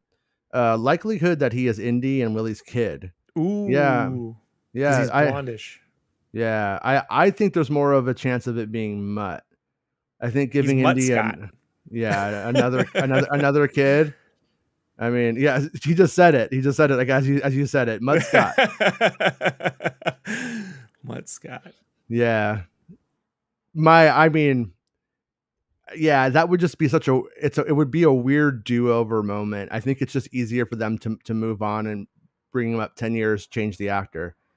At the same time, I got to be clear. I don't believe that's Mutt. I hope it's Mutt. I hope he ends up being Mutt, but I don't believe that he is. I'm not there where I believe he is. It definitely could go that way, because I mean, Indy made him go to college and then he'd become a professional in something, and it, like I said, the camera thing makes sense, but we've also seen Phoebe Waller-Bridge with the camera and not him as much. So the more footage I've seen, just by the way, and I only see what you post here, so I'm not actively digging through all this stuff. From what I've seen, the more I see of it, it looks like they're just top men, the G-men. Yeah. They're like our top guys that are like escorting Indy around, or, maybe he's being hunted and they're there to protect him. And he's like, I don't need help. Hey, old man, you do need help, kind of thing. Yeah. So. Well, the other thing that I would say too is to like go back to the image really quickly. And sorry that I didn't plan on talking about this, but when you look at homeboy here, the big dude, like his suit, and then you look at his suit and his suit, like I don't know if it's just simply an age thing, but they kind of do look like they could be together. The big guy and Boyd.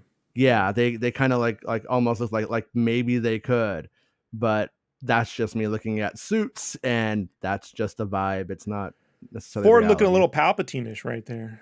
Yeah, right. Honest, right? Yeah, but is that Ford or not? That's a good question. He's not in a sling. It's fake Ford. Well, no, I mean he wouldn't, if he was acting in the movie though. He wouldn't have the sling. But Harrison Prius. Ford seems fine. Ford seems like you'll see Ford like walking around, going out and eating and all this stuff right now. Like he's out there living it up. So he's landing planes again. Yeah, so he's not at home going, oh my shoulder, I'm 80 years old, shouldn't have made an Indiana Jones movie.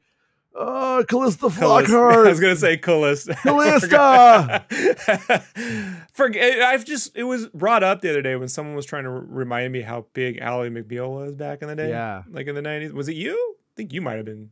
Someone, no. Someone brought up Callista Flockhart, how big she was in the 90s. Anyway, yeah, she was. And then I was like, she married Harrison Ford. You know, like, and the fact that I've never seen those two partying out on the town breaks my heart. Like, just where's the paparazzi on that?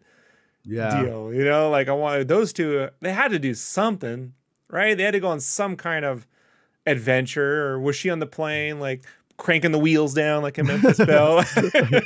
yeah. Who knows, man? Yeah, Ford doesn't seem to do that Hollywood version of the party thing very much. I think if he ever did it, I think he got it out like a long time ago. Movies at Burning Man, you know, painting himself with Shia LaBeouf. Shia LaBeouf's definitely at Burning Man somewhere. There's a Burning Man and Shia LaBeouf is there. That's all I know. He just does his own Burning Man. You know, he spent all the money. It's got wiki towers and tiki things, but it's just him. Yeah. And his little airplanes. But yeah, I have a feeling that they'll probably do something official about Indiana Jones, like coming up pretty soon, I would think. Like maybe like a full cast announcement or something like that, because this is like a huge movie though. And like you're having to have people like, oh, you know, Toby Jones is in it. They're like having to dig and stuff. And at some point, like you want the people writing about your movie to be writing the right stuff, like in magazine level quality stuff, not like quality, not the movie. You know what I mean? TV show. Yeah. So they might give us like a cast breakdown or something like that eventually. And during the ramp up, I'm sure they'll do the whole EW style thing and all of that jazz, which I both love and hate. It's like it's always good, but then the PR people tell the EW people some half-baked version of the truth, and then they write to the best of their ability based on what they can say, and then we have to contend with the fan base going, it's saying this, and it's really not.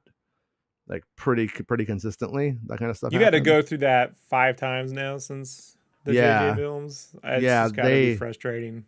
And then like when they do the exclusive photos for Star Wars for like magazines, they'll like give like EW like the first pics, and then like the next magazine, like let's just say it's Empire, who's gonna have exclusive pics, then they get like what's left, or like they'll like, you know what I mean? So it's just like it's like a downward kind of thing, and the information, like I said, is super guarded, and so it's gonna make everything confusing. Maybe the indie stuff won't be as confusing as Star Wars though, because there won't be like a Snoke kind of moment or anything like that, you know. And I just hope it's Mangold raging. Yeah, right. You know, Chandler asked, "Do you think it would be too depressing with the off-screen deaths in Crystal Skull if Mutt died in Vietnam?" I do like your war journalist theory. Yeah, a friend of mine said that the other day. A friend of mine's like, I hope he died in Vietnam, like super catty and cold. I'm like, damn. But yeah, I mean that's one way of doing it. I think it's better just to not bring it up than to go that way. Honestly, that's just me though. Like you know, maybe Willie Scott and Short Round got gunned down, and that's why we never saw them again. You know, if it wasn't for the space race parade photos, for a second when they announced it, I'm like, what if they'll do the Temple of Doom thing and just have it take place before Kingdom of the Crystal Skull? Because de-aging Ford to prior Kingdom Skull is not as big a leap as one would think, you know. Well, during the opening weeks of this, we thought maybe the whole thing was set in the 40s and that they were just doing a complete throwback film with de-aging Ford the whole time. But but the old space race. So I'm kind of glad on one hand. Like a part of me does want a whole movie that was just in the 40s, like another Last Crusade. Another part of me just totally was fine with that. But another part of me goes like, I kind of want to see Ford in 1969 at the same time. Like I haven't seen that, so or not Ford, but Indiana Jones. Right. All right, so this is a guy who, what does this guy do? He colors pictures. Yes, with Crayolas. Yeah. He got the 64 box, the 64 colors box with the sharpener. With sharpener, yeah. So he's been showing it off ever since, little bastard. Right. Yeah, we're stuck with the jumbos at school. So, so yeah, this is from the Art of Drew Struzan book. So I have 2 of his books, this one and this big one called Au revoir, which was the big send-off book he did. Right. It's like 10 times thicker. I prefer this book. The reason why is this is basically Drew Struzan's own words. Obviously, there's that second writer, David Shaw, is just the guy who edited his words into something beyond just an interview, right? Right. But this is his career and his words, starting from his first Raiders of the Lost Ark poster, which was the one sheet for the international release. Yeah. So he even starts it off, because every time I show off that he did the poster, people like to go, you know, Ansel did the original poster, it wasn't him. And he's like, yeah, I know. So yeah. His opening line is, if you're an American, the main poster here is not the one you'll recognize unless you're a real fan, because the Richard Ansel poster was the one used in the United States for the film's domestic release. Mine was for foreign release, which basically means everywhere else in the world. Yeah. And so he goes through these comps and his making of the poster and the things that they told him, like you can't do Nazi symbols and stuff. But what it kind of gets into was, and what we'll go through here, is the change that occurred in marketing in films. So like here, from this all the way through Kingdom of the Crystal Skull. Oh, marketing is getting hot flashes. It's going through the changes. Yeah, well, it really did change with around Revenge of the Sith, and we'll have to do that sometime because he gets pretty heated on that discussion. But so he did comps, which are like these right here, these color comps, which are like just concepts on 14 by 32 inch paper. And he had to explain to George what raw is. Like there's this whole thing where he's like, I only did 3 comps for Raiders. So that's 3 comps in color based on them, what he knew about the Ark of the Covenant. The first change they asked for was the deletion of anything depicting a swastika. There was to be no reference whatsoever to the Nazis, which is obvious. I mean, Germany even has laws against that to this day. So like if you were a fan of Wolfenstein or any Medal of Honor game back in the day, all those get turned to eagles. Like Rocketeer, it's all eagles in the background and stuff. Which is right here, so you can sort of see like that was an early comp that got rejected. Whoa, okay. Sorry, it's not. There we go. Pretty rad. The next thing they wanted was for Karen Allen to be equal power. So she wanted Karen to be of equal support to Harrison Ford on the one sheet. Yeah. So that's where, like, you can see even here, this was an initial concept where he put the arc. I was supposed to break about the swastika, and they're probably like, so no. Yeah, and he put her down here, so that was a thing. Like, we won't want her. He did a Princess Leia move on her. Oh, the National Lampoon's spoof, right? Where like she's holding Griswold's leg. Yeah. I like how the snakes are prominent. You know, it's like he hates snakes. Put them all over the snakes. Oh, snakes. He doesn't like. He hates snakes and he hates Nazis. Put those there too. Yeah. And then you could see like this is sort of where they went with the final one. Yeah. Comp. Right? I love that one. Yeah, and this is where he worked in the Egyptian Ra motif, and I guess he gets into how he had explained. Where is it? So he goes, I add an archway to make the flavor more Egyptian. See the Hebrew lettering at the top of the arch on either side of the wings of Ra, the sun god. George called to ask what it was, and I told him it's God's name in Hebrew because I figured it was God's ark. It's a signature, the manufacturer, the owner. So then he gets into like some of his Star Wars. This is great. He goes, oh, he had to take his name off it, by the way. The client doesn't like you to sign the work because your lettering distracts from theirs. So he had to take his signature off his work initially. But he gets into like, so he goes, some of his Star Wars work, the finished art for Raiders, disappeared for nearly 30 years, thanks to the double dealing of a partner. So he apparently worked with a guy who did the business called the Pencil Pushers. Right? You get one of those clever business names you come up with. We're pencil pushers. We're the pencil pushers, guys. He's like, I'll be the business guy and you be the creative, and he regrets that decision. Yeah. Like, you know, through the 80s, he like shuns that and moves on to his own representation. Right. But he goes, so the Raiders art disappeared for 30 years. But as the wheel turns round, I got a call from an art dealer who claimed they were in touch with somebody in possession of the painting of the Raiders of the Lost Ark. And would he like to buy it? Of course, the people who had it weren't going to come right out and say who they were, but I wanted it back and essentially paid a 5-figure ransom for it through a middleman. So Drew Struzan's paying five hundies, bro, to buy his artwork back. When he gets it back, I saw why the whole $500. Yeah, sure. That's it. So yeah, probably close to like 25,000, probably 50,000, somewhere between there. So 5 figures. Okay. So you probably paid about 25 to 30,000, I imagine, to get it back. And then he goes, because when I get it back, I saw why the whole deal was so dicey. The painting was ruined and bleached out. They left it exposed to the sun. But now I had it again, so all I had to do was repaint my own work. I put it back into pristine condition. And when George Lucas later decided he wanted to amass all of the Indiana Jones art, I was the first person he called. I still own the roughs, and George owns the finished painting. That's when I added the Drew signature, so he added it back. Yeah. So, Good work, dude. Yeah. So yeah. You can sort of see. I went and grabbed. This is from the Last Crusade, but yeah, that's the final one, and then. Right. I mean, how much of a follower of Drew's work were you? Like in the 80s, was that something you recognized? I was. It's kind of funny. How I ended up getting into him was the Back to the Future stuff, actually. And then I hadn't put it together. It was the same dude. And then there was a line of puzzles that came out, and they were theatrical size puzzles. So if you bought the puzzle and you glued it together, you got a poster. You got the poster essentially, but they were only like $5. And it was a cheaper way to get a theatrical poster when I was just a kid without any money. And then that's when I realized that it was all the same dude, you know, all the posters that I love, all the movie covers that I dig are the same guy.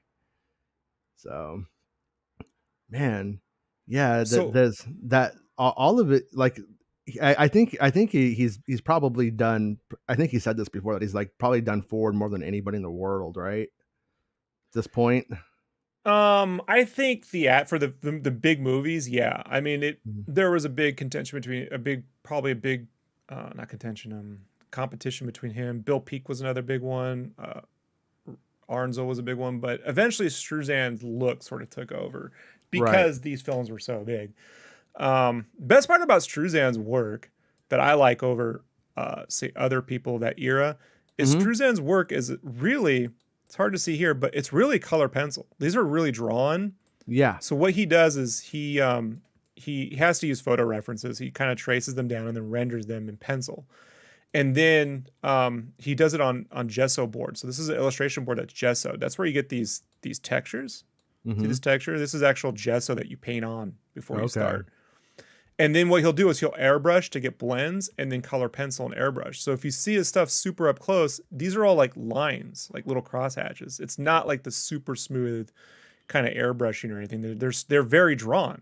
Right. So they're lifelike, but they're artistic. As opposed to that weird look that you get when you over airbrush. You ever seen an artist that's like super airbrushy and you're like, yeah, I don't know, man, it looks like a bad carnival thing. It starts to look like like something you get at the swap meet, like with like a Cadillac on it. Right. So this is a story about, so he did the Temple of Doom one sheet, which isn't in this book for whatever reason.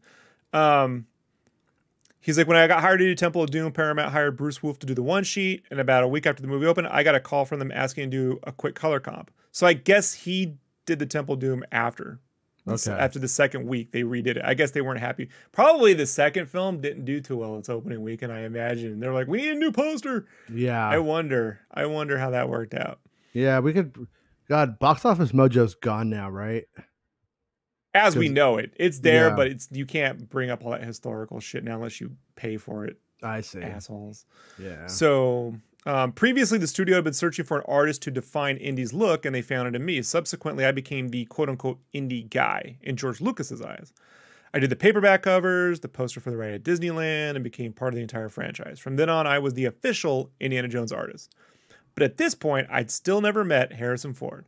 I saw him from 200 feet away at the Academy Awards in 2008. I designed the poster for the Oscars that year, and had spoken to him twice on the phone. The first time was while he was shooting The Fugitive in Chicago in '93. I invited him to a gallery show of mine there in town, but he couldn't make it because it was the very last night of shooting. In obvious recognition of the fact I hadn't always painted his physique from stills, he said, "Thanks for the bod." Always kind, soft-spoken, always a Harrison you'd wish for. Right. That's awesome. Yeah. I mean, because and he also did all of those Star Wars novel covers and stuff like that with Han Solo on them. I am actively grabbing those for later, whatever, you know what I mean? So yeah, we'll definitely go through the book cover, because there's a bunch of those from even the he did a one sheet for the Young Indiana Jones Chronicles as well. Right. Which I was unaware of. I didn't get to see that because the release on that was so weird. Like, I think it was playing like on TBS on Saturdays, like at 7 or something. It started on ABC, and then they moved it to like, it was like Wednesdays on ABC. And I remember it sucked because if my dad worked late, the lady who watched me would make me go to church with her. And so I would miss it. And then so I remember that, and then it moved to like Fridays for a time where you went to die, and then it moved over to like I think like TBS was the TBS, family, TBS and the Family Channel. Family Channel was like becoming TBS at the time or whatever. And what at that point they basically had an on-aired season that was already in production and paid for by Lucasfilm, and so they were like, "Let's do it, man!" And they just started moving forward with it. And they finished it up, and then Lucas had the idea of, I'm going to edit them into little mini movies. So they did like that, 4 of those, right? No, they did like no, like the whole series is mini movies now. Okay. Now it's like 3 seasons of mini movies now, and it's like basically 2 episodes make. They used to have bookends with an old Indiana Jones with an eye patch, like waiting at the bus stop, Forrest Gump style, and he'd be like, "Want to hear a story?" And people would be like, "No, old timer." And then he'd be like, "Well, let me tell you about why it matters." He proceeds to just talk and tell the story. Yeah, he explains it to him. Yeah, and then at the end, the very Cosby Show looking 1990s person would go, "Wow, now I know." And you know, they were okay. They were. It wasn't great. Yeah, and then they basically Lucas took all of that stuff out. And one was bookended by Harrison Ford, The Mystery of the Blues. Yeah, it was a blues guy, I remember. Yeah, and it's like a little mini adventure where like guys are after Harrison Ford's Indy, and at the end like he plays like he goes and then like snow falls off the side of the building and falls on the bad guys, and he's like, "Yeah, I'm Indiana Jones and I fucking rock." It's pretty good. But they kept that, obviously. That's like the only thing that they kept of the bookends. That was the only one I watched, was the one with Harrison Ford. I was like, I'll watch this when Harrison Ford's in. There's one written by Carrie Fisher and Frank Darabont that's called The Phantom Train of Doom. And it's about these old men who were too old to make a regiment in World War I. So they started their own. It's like, and was that one where the overhead shot, they're in the trenches with young Indy?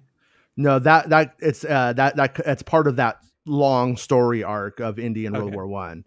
But anyways, that movie is really well done, or really well written. And the World War I stuff with, he gets this like psychic named Remy and stuff, and like that stuff is still good. Like I said, like there's a lot to love there, but you do have to work for it. I think it's ultimately rewarding to watch it all and stick to it and take it all in. I think it's worth it.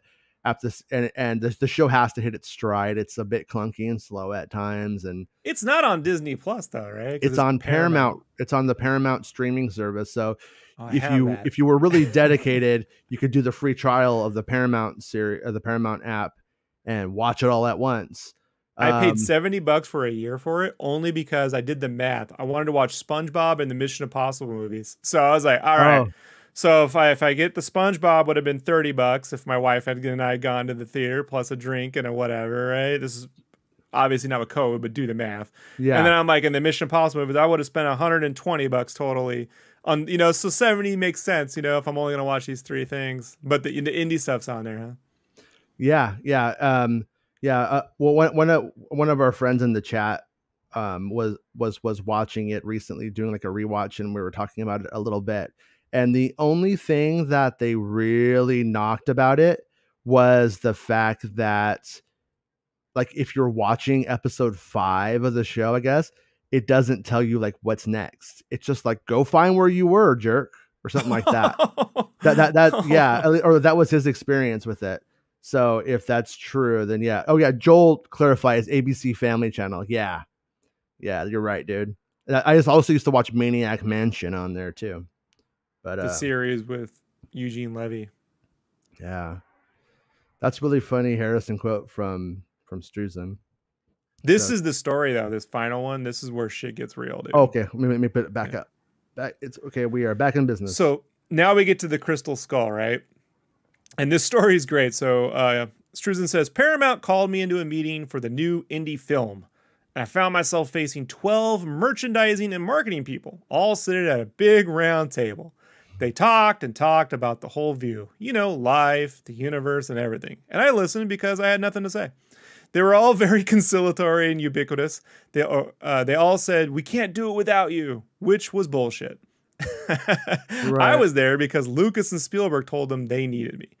After some more power talk, they finally got around to the first thing they wanted, some kind of poster, quote unquote, to give away at the San Diego Comic-Con. Once again, this is his whole running thing that he stopped making posters and started making prints for Comic-Con inadvertently. Except that nobody, me included, knew a single thing about the movie because the plot details were mummified in ultra-tight security. No story, no photos, no knowledge, nothing. Nothing new. Nobody knew what Indy was even supposed to look like now. So I suggested that they make composite booklets of some of the indie drawings. This is what he said he should do. Sketches and comps I'd done over the years and provided the artwork. That way they'd have something to announce the movie and something to give away. Those booklets eventually became very collectible. I saved their asses and we all look pretty good. Struzan keeping it real, bro. Yeah. The comps shown here have nothing to do with the finished poster. George Lucas called me in, having a direction of his own. What he really wanted to see was how I would handle the scene where the atomic bomb goes off. But the idea just died because the studio absolutely vetoed showing that scene in a poster. A year after the movie came out, George called again about the A-bomb piece. I still think that should have been the poster, he told me. Would you paint it for me? I only did a few comps of actual drawings for the release poster because I got involved with a design studio working over the shoulder of a computer whiz whom I could direct. I would design and he would render. We cranked out 20 or 30 comps a day. Now, these are, probably 8.5 by 11, 9 by 12 comps. He's doing 20 or 30 of these a day. Yeah. Right? To give them one thing. So he goes, we delivered them at night, and the next morning would bring another round of changes. In a month, we did 500 comps. No kidding.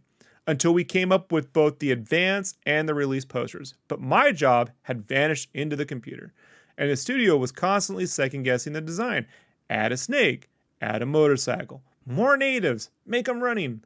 They printed both posters as I painted them, so you could still get a good look at the work. In addition, I painted the A-bomb version for George, plus another finish they didn't use. So I can't say I didn't get a lot of work out of that film. My computer guy said it was the hardest film he'd ever worked on, but he had the greatest time. He had come from Holland to work here because of my art. This project fulfilled his dreams and mine as well. Yeah, I finished the paintings, but look at the gauntlet I had to run to get there. It just made me crazy. Here I was, driving back and forth to Hollywood every day to work on a computer. This is not what I do. I thought, I can't do this. I just remembered one of the things I had from him when you were telling that story, and it was actually none of them are in here right now, but the Atom Bomb one is rad. Right? Like, look at this, dude. Yeah. Like, there's a movie, Would have been pretty metal if the atom bomb made the skull. Like, oh, shit, son. But no, one of the comps that he did clearly. Oh, it is. Hold on. Look. It is. Look. He hid. Oh, he Look did. He did. The alien skull. Look, he did it. You're my boy, Struzan. So subtle, right? What do you call it?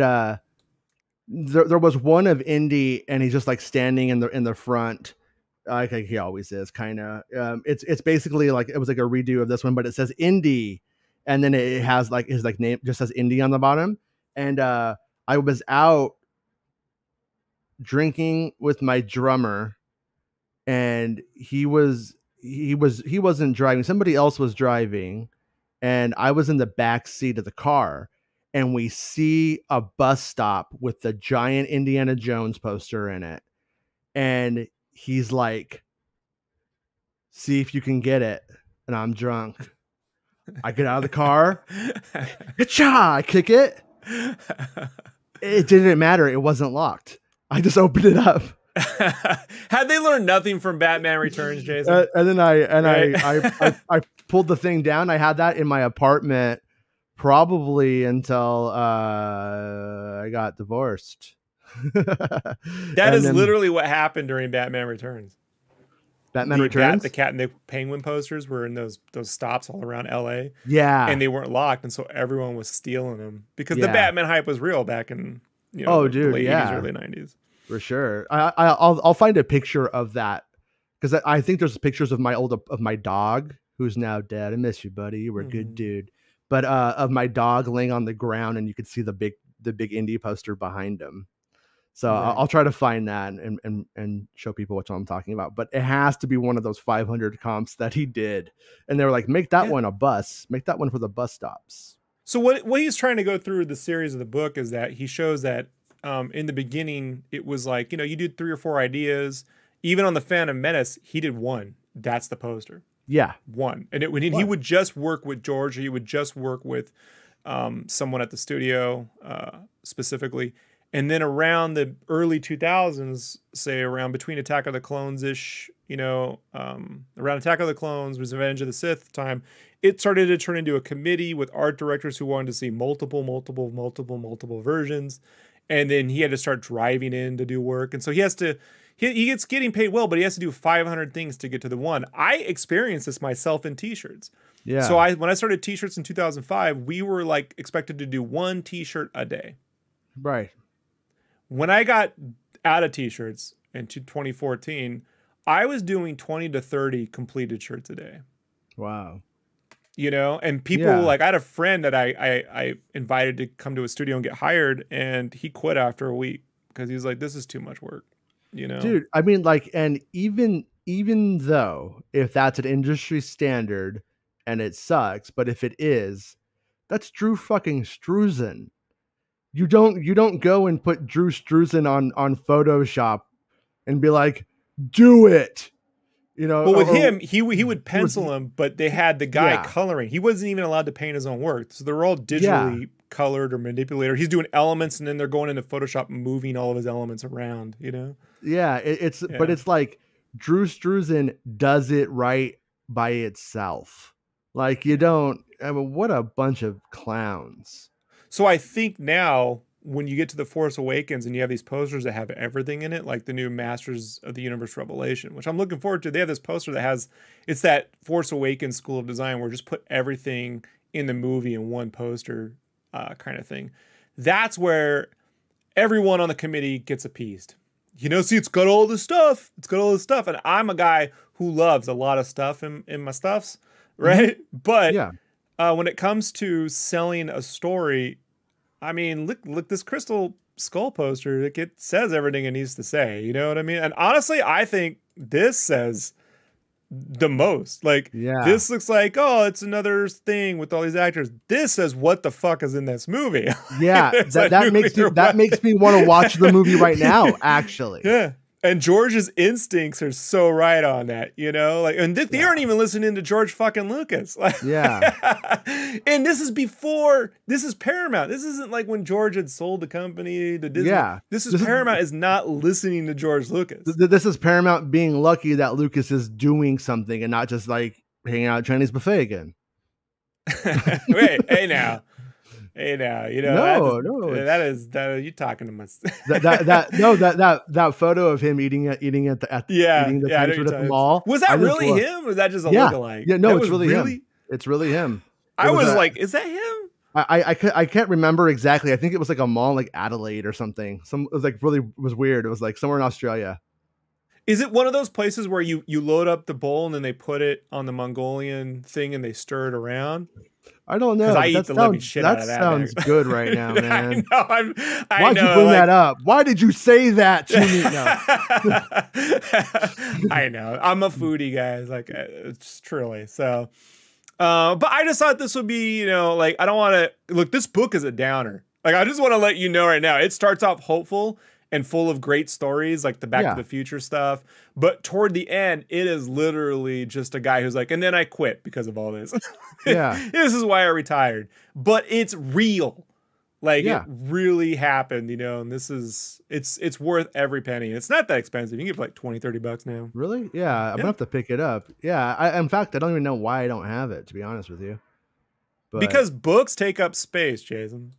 Yeah. Yeah. That was... It sucks. I lost almost all of my books too. Like when I moved last, I don't know where any of them are. They made a really great Ghostbusters book and a really great Back to the Future making of books that were sort of like the Rinsler kind of style books. And the Back to the Future one, it had like reproductions of like Marty's photo of his brother and sister and stuff like that. He's got tons of comps from that look nothing like he had his own versions of the logo before there was an official logo. So we can do something on that sometime if you want to fill up the time. But I love Back to the Future, man. Like Back to the Future is probably as a child my second favorite, probably above Indy actually, and then but as an adult probably it's somewhere equal to Indy after Star Wars. It's the one I age with the most in a reflective manner. Like when I saw it, it was like, oh, to go back in time and have a DeLorean and these things would be different. And then as I get older and my father and both my parents pass away, it's like to see your parents as kids. Like when that scene in the diner when he looks at George and he realizes that's his father, gets me in a different level now. And I just think like, what if I did see my dad when he was a kid, and you're just staring at it like this and he's a dork. Like, you know what I mean? Yeah. Like more than I was. And I was not popular in school. What if my dad was 10 times? What if my dad was the Cobra Kai guy? What if he was a total asshole in school? You know, like, so like, what would that be like? And that scene is the one that gets me the most. I remember Bob Gale saying something like he went home for the holidays or something like that. And he saw his dad and his dad was like the class president and stuff. And he was just like, essentially like, this fucking guy would not party with this dude. Like I'm Bob Gale, man. I'm counterculture, dude. I'm rock and roll. And so, I mean, it's true. It's like, it's such a good idea. And God, it's the weird stuff in those movies, man. Like, Back to the Future could never be made today. Like an executive would put the kibosh on what his mom wants to do. What with them now? Well, Disney turned it down because of that. Yeah, would never. They pitched it to Disney that we're not putting incest in our movies, and now they own Star Wars. But no, and Star Wars. I mean, Star Wars and that. It's like there was just like all this like oops, kind of like Yeah, it happens. Sometimes it just, you don't know who you fall for.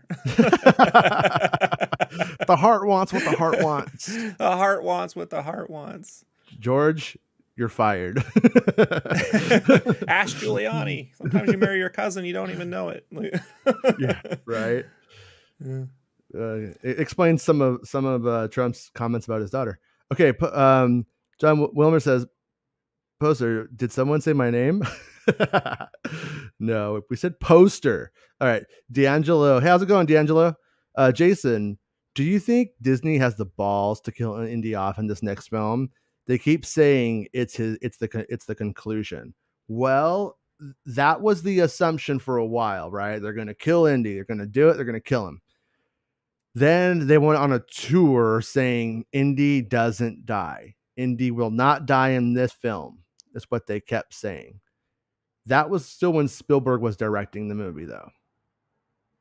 So I don't know if it counts, but their original intention was he was not going to die. I don't think they're going to kill him, though. I don't think that that's where they're going to want to take it. I also think that you never know if you're going to want to do another Indiana Jones movie and if it's possible. Or what if this movie does come out? What if it won't be, but what if the movie is more popular than Star Wars was? You know what I mean? And then they would be kicking themselves immediately that they killed him. I don't know if like if a story where Indy dies is what I want, or is what anybody really wants, or is that if that's powerful. Like in the Star Wars movies, Han Solo dies and the baton's being passed to the next generation to deal with the mess. And so you have that. Indiana Jones is Indiana Jones. So I'm not so sure I would want that. And I don't know if it would be if it was a movie about an adventurer coming to the end of his life, if it was like Unforgiven, what Unforgiven is to the gunslinger as the Old West begins to erode, or as the frontier closes, if you will. If it was that for the adventures of Indiana Jones, I guess I would like that movie, but I don't think that's this movie based on the space race stuff. Mangold has killed sort of his protagonist in his last two films. Yeah. In completely different tones and ways. So Logan, The Death of Wolverine, and then Ford v Ferrari. Spoilers. Yeah. Christian Bale's character, you know? Right. And they're handled in very different ways. So, and didn't 3:10 to Yuma, didn't that dude die? Didn't Christian Bale die in that one? God, it's been a while since I watched I don't remember that one. I want to say someone died at the end. It's a Western. Yeah. I just remember like when 3:10 to Yuma came out, I was just like, this isn't There Will Be Blood. That's all. I was just about that movie at that time. No, it's not. And I was like, this isn't There Will Be Blood. I forget you. Yeah, those are two different. I mean, There Will Be Blood's a whole. No, it was that time. Right. It was like that, like gritty kind of ish. I don't know. Yeah. For whatever reason, they get filed into the same era in my mind for me. But if anyone's willing to take on the I Killed Indiana Jones, I think Mangold's like, bring it. You know? So it is possible. Yeah. Yeah. And you know, on one hand, if that did happen, you would kind of have the Young Indiana Jones Chronicles and then all of these films. So you would have a complete lifespan of the character. So if they do it, fine. I just feel like if they do it, though, it's just because like Harrison Ford's saying that's it. The Rinsler book on the making of Indiana Jones, which everyone should read if they love Indy, really goes into how when they signed the deal with Paramount, it was for 5 movies. So and from what I understand from that original deal, if Ford wasn't in this Indiana Jones movie, they would still have to pay him if he wasn't in it. So he's still on that 5-deal picture contract? Yep. 30 years later? Yeah. I don't know if it was renegotiated for Crystal Skull in some way or whatever. If anything changed there, you know, maybe. We're paying you in 80s money, Harrison. But yeah, but there was always going to be, in essence, going to be it was a deal for 5 movies, which they didn't think they would ever really do. But it was just to get it, George, you know. Yeah. Thinking ahead, right? It was Eisner and George Lucas going like, okay, this is post Star Wars now. Let's be real. Eisner's like, yeah. That's how he talks, by the way. It's fact. Yeah. Chandler says, I think my favorite Star Wars poster of his is Attack of the Clones. I think my favorite work by him, if I could own one, if he was like, hey, come over to my house, I'm Drew Struzan. Let me tell you how much the poster industry sucks now. You can have whatever you want. I would probably take the Back to the Future Part 2 poster. Not based on value, just based on... It's up for sale. Is it really? $25,000, $30,000? $25,000 or $30,000? Okay, so I'm going to need some super chats, guys. We need to get those super chats going. We need a lot more Patreon, about 20,000 more Patreon, or 10,000 Patreon supporters, 10,000 channel members. So if you want to support me getting my Back to the Future Part 2 original poster, which you should support, you're a jerk and a bad person if you don't. So support the channel so someday I can have that. I'll get the number on that, but I was looking at it last night. Like some of them were sold for sale. Like he has his Force Awakens, the one he did. That one's 300,000. Wow. Yeah, I have that. I have the theatrical of that. Like I said, like I got it. Disney gave it to me when, as it was my part of my hush money deal, and kind of funny the Disney rep, the Disney rep was this guy named. Well, it's funny. They asked me to shut up after I had already said everything. It's like, okay, yeah, you got it, Holmes. But the guy from Disney who I met there, who was like my handler for the day or for the moment, to hand me the poster and stuff, was this guy named Daryl Borquez. And I just saw like a big article about him in Hollywood Reporter that he's gone on to like a big company, like a big PR company. But it was weird to see that dude in on a Hollywood Reporter headline, D'Angelo says, I got to get that Struzan book. I still own the Phantom Menace poster he did. One of my all-time favorite posters. Yeah, I mean, good. Yeah, they're really, I mean, that's why it's just crazy to me that anybody in the industry would ever second guess the work of Drew Struzan. Like, it's like he gets it right about 99 out of 100 times, Every now and then you see one and you're like, oh, this just doesn't feel very focused. Little Shop of Horse. I'm a plant. Oh, plant. This is our plant picture now. Yeah. Right. It's our little plants. He did a lot of posters too. People forget, like the one, if I could own, would be, he did the poster for DuckTales, Treasure of the Lost Lamb. His ability to render cartoons. He did all the Land Before Time, the American Tail posters. Goonies. They were like good Goonies, where they're all like holding on to each other. The Adventures in Babysitting, he's chronicled pretty well because he got that back too from the studio, and it was completely damaged by water, and he rebuilt it. And, oh, really? Yeah. Yeah. So I was pretty in love with her as a kid. I used to rent that movie over and over again, and it was kind of weird because for a while I didn't really realize she was Jennifer, because as a kid, if you Jennifer too, if you just put somebody in a costume as a kid and the hair looks the same, I'm like, okay. It's so weird about that movie because originally Marty's girlfriend was supposed to be played by Jan from The Office. Oh, really? That actress Jan, yeah, she was cast, and she turned the role down at the last second to go do, I think, like some movie with Josh Brolin, like one of those rad BMX type ripoff movies, Yeah. And she's like, this will be the big thing, and then, she can really act. So, like that first actress in the first movie, she was not even an actress by the time the second comes around, so they went and cast Elizabeth Shue. And it's just like frustrating because it's like, man, if she had just stuck with it, that at least would have stayed consistent. Because it is weird. Yeah. Her take on that character is radically different from the first actress, Yeah. It's not even the same. Yeah. What's her name? Claudia? Is it Claudia? No. Claudia. Yeah, she's like an art dealer now or something. Like I'm friends with her on Twitter, I think. Yeah, but yeah, Jennifer 1 now. I think I like Jennifer 1 the best, though. Yeah.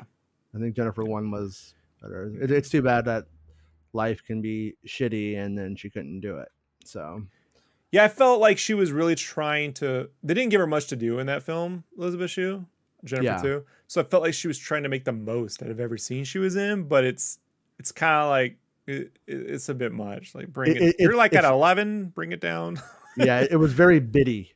Everything was like a bit that she was involved in, Yeah. I'm all Whoa, did we lose Jason? Did we lose Jason? We did. We lost him a little bit. Alrighty. Well, we'll bring him back so we can wrap all this up. I'm sure it won't take but a minute. StreamYard kicked me. StreamYard was like, no more show for you. I was like, I'm old, and then that was it. But it is the end of the show anyways, and it's behaving weird. It kicked you earlier, so who knows what's going on there. But yeah. But thanks to everyone who came today and hung out with us in chat. It was a slow news day, but always still the best days because we get to just chill and hang out and talk about movies and stuff and that world, that Star Wars world and what orbits it. And thank you, Mr. Rob, for pulling out all of those pictures from the book, man. Yeah, man. Anytime, I get a chance to speak the truth about Drew Struzan, like one of the first influences in my life, just artistically, you know, like someone that I recognized was creating art and not merchandise. Does that make sense? Even though it was all merchandise. I mean, yeah. And tomorrow morning, I will be over on Star Wars Santa Show for a little bit, at least. I'm not sure to what extent, but I will be there, and I'm down for whatever. But yeah, looking forward to that. So make sure you check out Star Wars Santa Show in the morning tomorrow. And then I will retweet the details or whatever when I have them. And you can support the channel on Patreon, and you could support the channel by becoming a channel member on YouTube. So whichever works for you. The Patreon, though, has exclusive audio that I upload after every show. I rip the audio and I throw it up there. So if you just want the audio, you can get that if that works for you. Because sometimes I know we do a ton of these, and some of you can't have video up at work while you're doing your desk job or your day work or whatever. So that's something you can do.